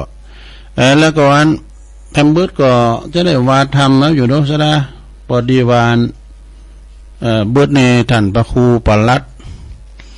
ณัฐพงศ์ในวัดดอนจันทร์เพิ่นบ่ได้เข้ารายการเด้อในเวลา 18:10 จนถึง 2 ทุ่มก็จะได้เข้ารายการภาคค่ำดำค่ำนักสถานเนาะยกเว้นวรรคให้ชั่วโมงนึงก่อนเดี๋ยวผู้กองชัยพรพิมพ์สมุดขันรายการในชั่วโมงแล้วก็ตุลุงเข้า6:10เข้าไปเนาะแล้วก็ทุ่มเฮาก็พักให้ค่ำทุ่มกึ่งก็เข้าทำเนี่ยนะอานาในบุตรในแม่สาวสุดาจันทร์ป่างิ้วเป็นเจ้าภาพเนาะการติดเอาละตอนนี้ไปศรัทธาญาติโยมตั้งนิทานไว้เหมือนกันนะนิทานก็จะยาวก็กันเนาะบ่ยาวก็ว่ามาเล่านิทานมาในชาดกสักเลิงโลนิทานเรื่องนี้เปิ้นก็บอกว่า เหตุจากการเรื่องเครื่องประดับเด้อเนี่ยสดาญาติโยมตาไหนไผมีเครื่องประดับเป็นตู่ทองเครื่องตีก็ระมัดระวังหน่อยเนอะบัดเดี๋ยวนี้มันเขายากหมากแป้งเนาะผู้ไล่ขโจรนี่มันหนักนะสถามันจ่องพอกระคอคุณก้ามีเหล็กใส่แขนมีแหวนใส่ก่อยมีสร้อยสังวานมีผ้าเลี่ยมทอง ใส่ไปมันรอหูรอตานะสถาเนาะฉะนั้นก็ปลอดภัยไว้ก่อนนะสัพพสาหาริกับปัญญาปัญหาชาดกนะเพราะว่าเหตุจากเครื่องประดับนี่เป็นจะใดเรื่องนี้ก็มาจากบุญนะเจ้ามโหสถปุ่นแล้วเจ้ามโหสถนี่เปิ้นมีปัญญาเนี่ยซะเนี่ยเปิ้นมีปัญญามีหันข้างนึงนะยักษ์สินี้เนี่ยมันหลักเอาละอ่อนไปหลักเอาละอ่อนไปแล้วทีนี้ก็มันแสลงตัวเป็นมายิงมาเหมือนกันนะหลักเอาละอ่อนนั่นก็ให้เนาะแม่ไปก็ลุนตัวก็ต่างคนต่างจักต่างคนต่างจักบทโตตัดสินบ่ได้ดูยักษ์ก็ว่าเป็นลูกมันนี่กะอุพีเอาโลเจ้ามโหสถก็มาหันใส่ก็มาตัดสินใจลองกำแขนสองผากลองจักพอเนาะกันจักก็ยักมันเจ้าว่ากูมันเจ็บเนี่ยเนาะแล้วก็อันละอ่อนมันก็ให้แม่แต่ก็ปล่อยแขนการไผปล่อยตัวนั้นเนี่ยการงอมไปดันใดการไผปล่อยเนี่ยอันนั้นเนี่ยมันใจรู้หน่อยกะหลักแต่เป็นว่าคุณที่ปล่อยน่ะนะกันลูกห้องโอ้ยนะมันก็ปล่อยก็ลูกมันเจ็บอันนี้เป็นเมตเตอันนี้เป็นน้ำอย่างนึงเลยมาในชาดกเหมือนกันนะก็ชาดกเรื่องนี้เป็นว่าปรากฏอยู่ในตอนหนึ่งของมหาอุมังคชาดกข้างนั้นในพระตถาคตเสวยพระชาติเป็นบัณฑิตนามว่ามโหสถเด้อเจ้ามโหสถตอนนี้เป็นตอนที่เจ้ามโหสถนี่ใจปัญญากับนางโจรความว่าในอดีตพระตถาคตเสวยพระชาติเป็นบัณฑิตมีนามว่าเจ้ามโหสถนะในครั้งนั้นก็ยังมีแม่ยิงยากจนถูกยาคนหนึ่งเนอะโอ้ปากฏว่าถูกขโมยเครื่องประดับขณะที่กำลังลงอาบน้ำในหนองสาระน้ำโบกคารณีก็ถอดแก้วถอดย้องไว้หน่ะเนาะเครื่องประดับสังหัวนะเอาไว้ที่บกน่ะแล้วตัวเก่าก็ลงไปอาบน้ำไหมกะปากฏว่านางก็หันเข่าไปรีบแต่งตัวเพราะว่าโจรมันวิ่งมามันลักเอาไปนางโจรวิ่งมาก็ลักเอาเครื่องประดับนั้นไปนะนางก็รีบเฝ้าออกมาแล้วก็นุ่งผ้านุ่งโคสุดท้ายนางก็ไปปะกันที่ในบ้านบ่ก็ยืนทะเลาะกันว่านะก็คือพิษกันหางกูเนื้อมึงหางกูมือกะไผก็ตัดสินใจบ่ได้เจ้าบ้านเจ้าจองก็บ่ฮู้เนาะนะว่าเจ้าของเครื่องประดับเป็นของไผเถียงกันอยู่ดีสลาหันว่าพอดีพระเจ้าพอดีเจ้ามโหสถพระมโหสถนี่นะเพื่อก็เดินทางมานะโดยตัดสินใจนะโดยเป็นกรรมการตัดสินนะถามมาคำว่ามีคำถามว่าเครื่องประดับชิ้นเนี่ยมีอย่างยังในพระอบนี่นะเป็นตัวอบนะเนี่ยแต่ว่านางโจรนี่ตอบบ่ได้ว่ะนะนางโจรตอบบ่ได้แต่ยิงไล่เข็นใจนางตอบว่าในตัวอบนี่มีดอกประยงเนี่ยดอกประยงขั้นกับมโหสถพระมโหสถก็หอมกลิ่นดอกมาทันทีว่ะนะก็หันว่าดอกนี่หันว่าเป็นนั่นกลิ่นดอกประยงแต่นะจึงตัดสินใจว่าอันนี้คือของนางแต่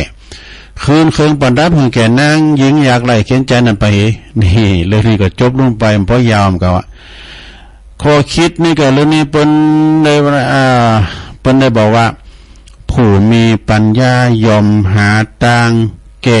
ปัญหาใดนี่เจ้าโมโสสนี่เปิ้นนึกว่าหรอกมีปัญญามีความโหมีสติปัญญาเหมือนเจ้ามโหสถอย่ามีความอดเหมือนเจ้าเตมิยะนะประมาณนะแถมท้ายทำเลิงนี่ลงเด้อแถมท้ายทำเลิงนี่เป็นจะได้อันนี้ก็จะยาวทำหน่อยเนาะ คุณนัทกะชาดกเศรษฐีชั่วค่ำคืนเพื่อจะได้ชั่วค่ำชั่วคืนนี่นะก่อนนะเมืองสาวัตถีเนเศรษฐีประทับใจคุณอยากไล่เขียนใจดินนำภัตตาหารมาถวายพระพุทธเจ้าทางที่ตัวเนี่ยลำบากยากแค้นยิ่งนักเนาะก็ยังมีความปรารถนาที่ว่าถวายทานอยู่ได้ถวายทานเข้าพิคหารแต่เปิ้นก็ถึงว่าเฮาในลำบากจานนี้จะแล้วหอมได้ทานก็เลยมาทานนี่นะของทานในเปิ้นถือว่าเป็นของเปิ้นว่าประมาทของทานตัวเก่าของเฮานี่มันต่ำต้อยนะเนาะเพิ่นจะเอาจ้านะเนาะจึงเศรษฐีก็จึงมันการต้านบ่นี่มันต้านแต่จึงหือทรัพย์แก่คุณอยากจนนั้นมากมายพระพุทธเจ้าก็หันเหตุการณ์เช่นนั้นนะจึงตรัสชาดกเหล่านี้พระภิกษุทั้งหลายฟังความว่าในอดีตพระตถาคตของเฮาในเสวยพระชาติเป็นดาบทเนอะเป็นเทวดานะเป็นเทวดาสถิตอยู่ที่ต้นไม้บะฮงต้นบะฮงที่เป็นแปลงอันนี้กันหรอกเนาะไม่หงโหอ่ะที่เปิ้นปลูกตามโหมเดี๋ยวนี้ไม่ไหนบ่ได้ชิบหายมันก็ให้ได้หมู่โหนะมันหน่วยก็มีดูแล้วเฮาฮักแล้วเฮาเป่าเป็นโฟเป็นโป้งอ่ำก่อนนะหลงเฮาฮักดันดีอันดีการมันนะแล้วมันจะมีใหญ่ว่าเฮาเป่าเป็นโป้งก่อนเป็นละอ่อนในลิ้นแต่เนอะว่าใบหงนี่นะก็เปิ้นมาสิงสถิตเนอะเทวดาเนี่ยก็สิงสถิตอยู่ที่ต้นมะหงต้นละหงนี่ว่านะอยู่มาวันหนึ่งเนอะพระเจ้าพรหมทัตก็จัดมีงานลื่นเริง3 วัน 3 คืนก็ว่าในเมืองนั่นนะเจ้าบ้านจอมเมืองก็พากันไปบวงสรวงเทวบุตรเทวดากันมากมายโดยเครื่องสักการะมากมายเนอะนะเครื่องบวงสรวงเปิ้นนะในตอนนั้นก็มีชายยากจนอยากไล่เขียนใจคนหนึ่งนะก็อยากจะถวายเครื่องสักการะเช่นเดียวกันนะแต่ทั้งตัวเพราะว่าแต่ทั้งตัวน่ะมีเพียงขนมห้ำเท่านั้นเองนะขนมห้ำนี่ก็คือเอาห้ำมาแป้งขนมเนาะเอาเก็บเอาห้ำนี่ก็มาแป้งขนมนะอย่างนั้นอาจารย์เน้นหลักเราว่าน่ะประมาทละอ่อนน่ะเปิ้นมีเจตนาในเปิ้นเอาแก็บเปิ้นเอาไปใส่บาตรป้าโคตรว่าพิ้นเข่ามาบ่ว่าเนี่ยอานิสงส์นะสดาเนอะไปประมาทการต้านนะอันนี้ก็เปิ้นก็แป้งขนมห้ำเท่านั้นเองปัจจัยอยากไล่จึงนั้นจึงใครบักกาถวายทานแก่เทวดาว่ะนะของเขานี่มันต่ำต้อยก้านะก็เลยว่าประมาทของต้านตัวเก่าจ้ะนะสมมติว่าบนต้านกันเป็นหมื่นเป็นพันทำให้จะตั้ง5 บาท 3 บาทเอาไปทานเนี่ยดีอายไปเนี่ยนะนี่ขันนาดผ่าโหผ่าต่อยปนโหงขึ้นบุคคลดันแผ่นดินบ่ไหวอาจารย์เน้นหลักเราว่าเนาะ ไปประมาทการต้านเนอะแล้วก็พอเกิดได้อย่างนั้นแล้วถวายมันเป็นของมูลค่าต่ำวะนะใจอยากไล่เข็นใจนะมันของมูลค่าต่ำมากกว่าฮือน้อยจัดต้านจ้า2 ใจ2 คอดอก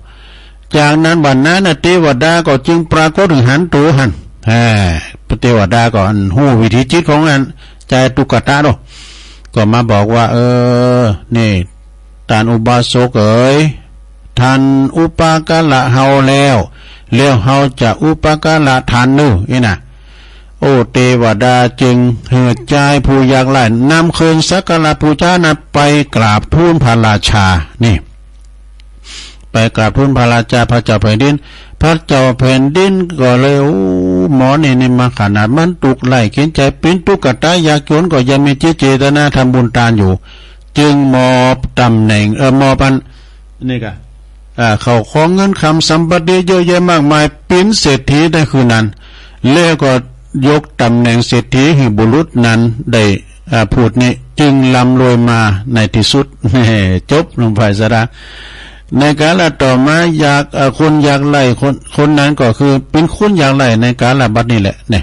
ส่วนเทวดานั้นก็คือองค์พระตถาคตนั่นเองขอคิดเรื่องนี้เพราะว่าความตั้งใจในการทำทานมีกามากกว่าราคาสิ่งของได้อื่นสิ่งได้เลยแน่จบลงไปซะละ อันนี้การต้านนะเพื่อที่ว่าจะไปประมาทของต้านเนาะต้านเล็กต้านน้อยต้านใหญ่ต้านหลงก็มีกาหนักมากหมายเนอสถานะแต่เจ้าก็มีแม่พิมพ์บานป่าแดด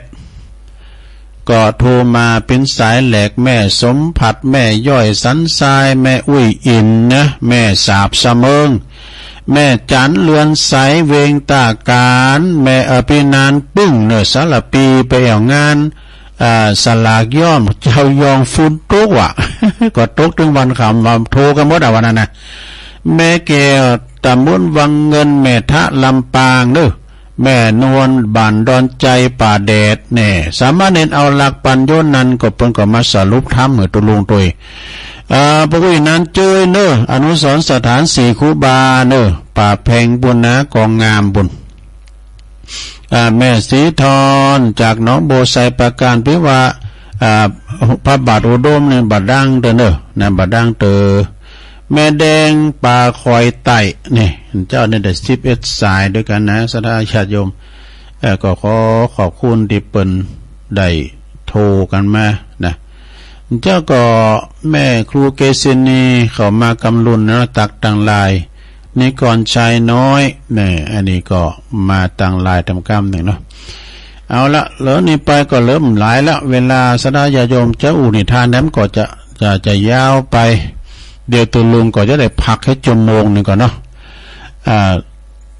ขันรายการชั่วโมงหนึ่งจากผู้กองชัยพรจัดรายการเพลงไปก่อน6 โมงก่อนจะมาเข้ารายการแทนท่านพระครูปลัดณัฐพงศ์วัดดอนจันทร์แถมกำเนาะจะได้เสาะเตรียมข้อมูลอย่างก่อนเพราะว่าจะมาไปเลยก็ไม่ได้ต้องสอหาแต่เล็บทำเล็บนำเล็บทำไว้นะเอาละโซนนี้ก็เหลือ10 นาทีไปก็จะเปิดสายพอรอบ2นั่นจะได้11สายแล้วนะต่อไปรอบ2ก็โทรกันเข้ามาที่เบอร์0899556506นะมีทั้งก่อโซนที่2ในไผโทรติดโทรมาโซนที่2เด้อเพราะงั้นเพราะว่าสายมันจะห่างหน่อยโซนที่2นะเจ้าหันแดดกำเดี๋ยวนี้มืดมาแล้วลอยจะเป็นเกี่ยวกับพายุนั่นแต่กะเนาะ322เจริญปอนไว้สาธุลุงครับโอ้มาแล้วพอลงวินเนาะตะกี้ว่าตันไว้ปิ้นหยังเต้นแล้วเหรอสันขีดเล็กฟุตโตกเหรอตุก่อนตอนทุกวันนี้กี่ตอนเนี่ยมันตกย่อยฝ้าเนี่ยมันตกซีหน่อยนี่ก็เหมือนกันอ่ะไม่ละฟังอยู่เด้อโอ้ขอบคุณบรมวินนักเด้อรักใจเด้อรู้เด้อสาธุครับลงวินนี่ได้เปรียบหน่อยฟังสายตุ้งจากอันไฟหินน่ะเจริญปอนไว้สักเจ้าท่านนานอันนี้จำได้ไหมแม่จังสีกันแม่ใจหัวลิ้นแม่จังสีโอ้วันนี้เสียงอยู่ป่อยดีเจ้าปวดโต๊ะครับแม่จังสีสุขาแก่งหัวลิ้นเนาะตอนนี้เสียงป่อยดีเหรอกูเติมมานะฝุ่นมันจะมันดับไปกันเนาะใครว่าพัฒนาอุดมมาดูเห็นได้ยินรู้มันดับที่ไหนอันนี้นะแม่ซีพ่อเนาะมันดับที่นี่ได้ยินนะยังไม่ได้ฟังกันตะกี้ก่อนหน้าได้ฟังกันก่อนหน้านี่ก็มาดับก่อนหน้านั้นได้เลยเดี๋ยวนี้ดังแล้วกันเนาะเดี๋ยวนี้ดังอยู่แล้วมันก็เกี่ยวกับอินเทอร์เน็ตออกสเตอร์มันตกที่มันขับยินดีแม่จังสีเนอเจ้าไม่เจ้ามึงฟังดังแล้ว994เจริญปอนติดแล้วไม่สาธุหลวงแม่อยู่ตั้งได้ต้องห่วงเปล่าแม่อ่อนเดี๋ยวพี่กับปล่อยปุ๊บเนาะแม่ละอ่อนเนาะคงเป้าจอมตองแล้วป้าตะเกียเตียนวัดแต่เรามันได้ที่เดียกะแต่ว่าอาจารย์สมโพธิ์ก็ไปด้วยกันบุญไปเมืองลำปาง ไปลำปางกับว่าน่ะ ชัดเจนเลยเนาะ ท่านมาหาเสาแก้วว่าโอ้คนตกแก่ตกว่ามากัน นั่นตกอยู่ขอบคุณแม่ละอ่อนเด้อ เจ้า โอ้สาธุนี่ก็ตกนั่นน่ะฝนตกสิ เจริญปอน ข้าพเจ้าเจ้าทุลุงฟังอยู่เด้อ แม่นยัง แม่ทรงศรีนันทรามเจ้า อ๋อฟัง ทุลุงฝนตกมันข้ามน้ำนองเห็นไหม นั่นก็ นันทรามน้ำนองลึง ฟังเนาะ เจ้า ฟังนั่นก็มันน้ำนองกุปีน่ะ ทำไมแค่มันนี่แหละแค่สีเดียว อย่างแม่พันธุ์ก็น่ะกะแม่พันธุ์ก็ก่อนน้ำนองกุปีอันนั้นก็ยิ้มน้ำนะ ป่าบุ้งนะเจ้านั่นยิ้มน้ำจ่อยของพันนะแล้วก็อันแม่จุนก็ยิ้มน้ำแมว แมวเมาน่ะเนาะแมวเมาขี้เล็กนะ น้ำแมวเนี่ยน้ำแมวอะไรกันน้ำแมวเมาไว้เนาะน้ำแมวขี้เล็กเหมือนกันนะเจ้าของเดียวกันนะอย่างกับแม่อันไหนกันนี่โจรก็อันนะเมื่อแม่น้อยก็เอาแม่ปันเนี่ยมาขอบคุณแม่เจ้าสมศรีเนอะโตนันทารามมาแล้วน้ำฝนน่ะเนาะน้ำมันก็มาก็มันยุดมันอย่างไปผลน่ะแม่ปีอยู่ในหันจะถีแล้วน้ำเหลืองสวยเงย น้ำมาหลากหลายเนาะคุณมาอยู่เจ้งดาวบ่ก็ดูน้ำแม่ปิงเนี่ยเจริญปอนเจ้าแม่น้อยตาโทกะเจ้าน้ำกับเจ้าเร็วฟังเจ้าเนาะแม่น้อยตาโทกลำปางแต่ว่าได้ป้ากันดีเนาะแต่ว่าเนี่ยไปชันเพี้ยนกะดีวัดบรรพตสถิตโอ้อาหารเป็นไรนี่อยู่ที่ล้ออยู่ที่บุญญาวัดล้อเนาะอยู่หันล้อหั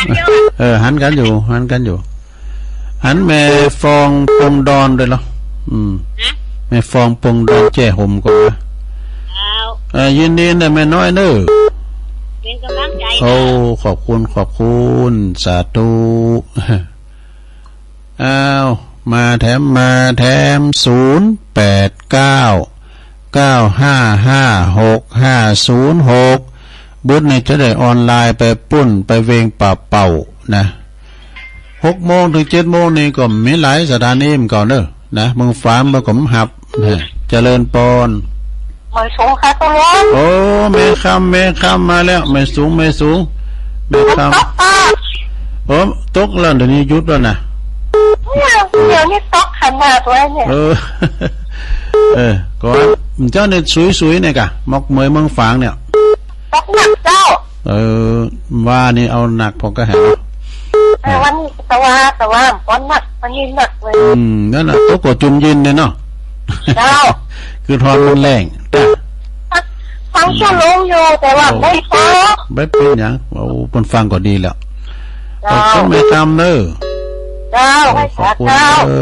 เจริญปอนไม่สูงค่าแม่คำตั้งเป็นน้องแม่อามครับปุณน้ำเนอะตางานปางป้อยบนะที่หน้าวัดหน้าขึ้นได้นากะขึ้นได้นากะที่ไปจอดไปเอาหาแม่เขาได้ล้านนะคนว่าฟังกูตนกู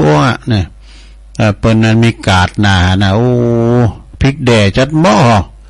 นี่ก่อนซะน้อยหลินมาให้ถุงนะว่าซอหาตัวกลับมาหน่อยนี่ตัวกลับมันยังหัวลูกพึ่งลูกโดดเจริญปอน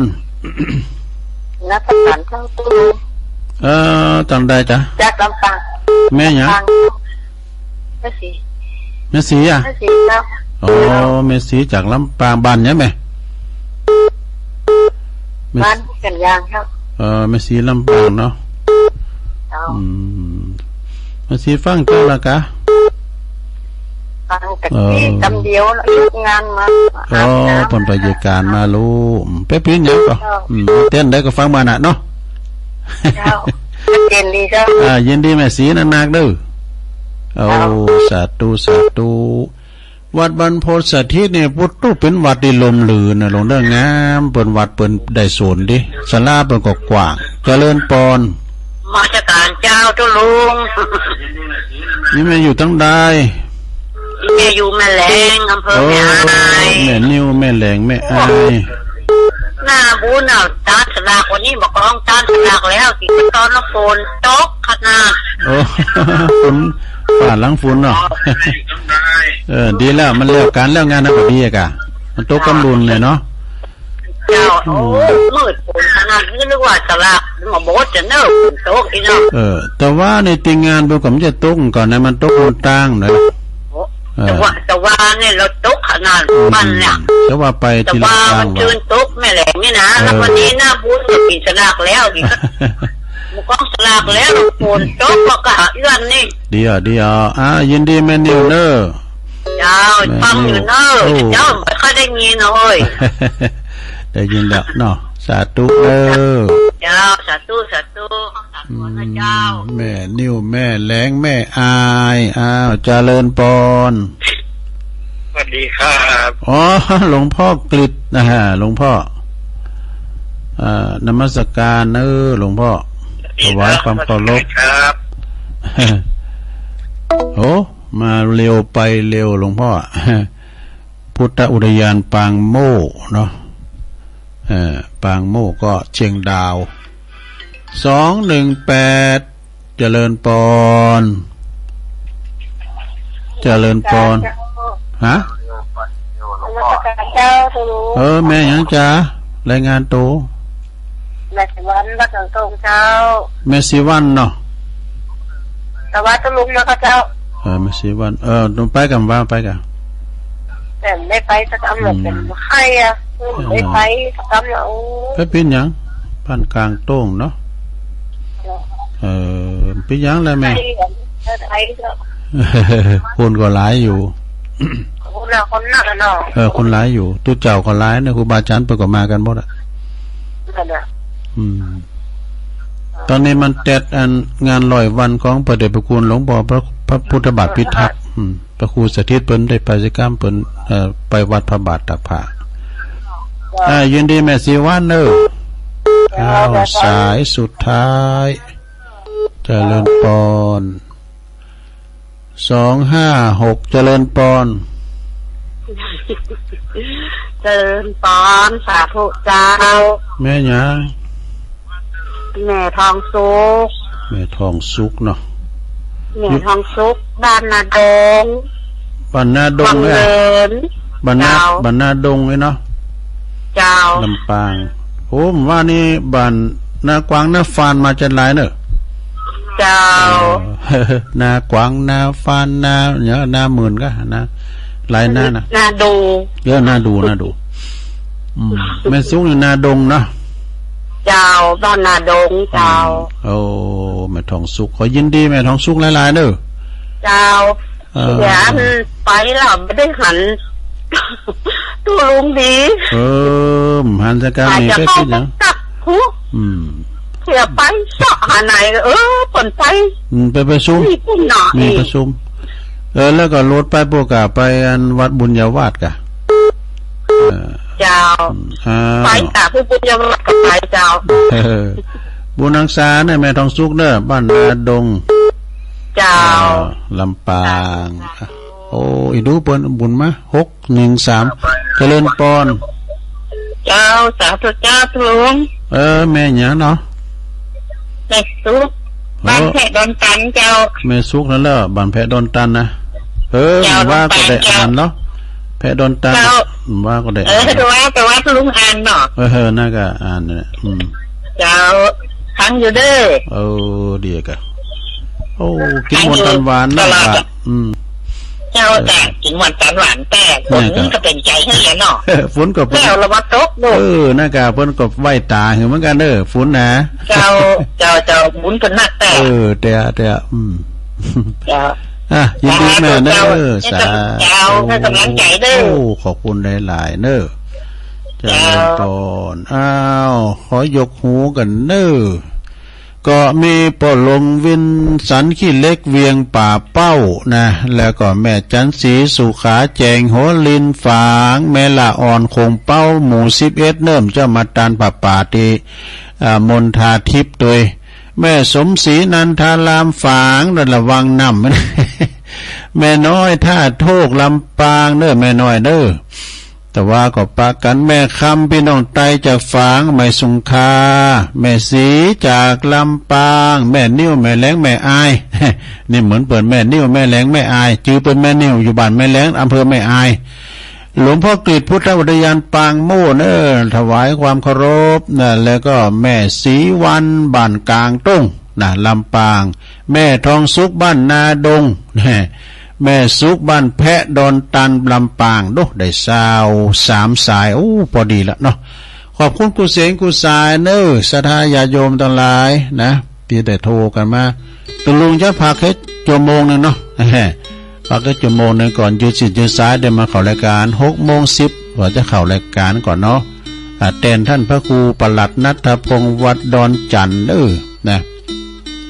นำรายการจากราชธาไปก่อนเด้อโจดีมีใจเหมือนกันจุบุจุคนส่งงานให้น้องเจเจก่อนเด้ออายุวันโนสุขังปาลัง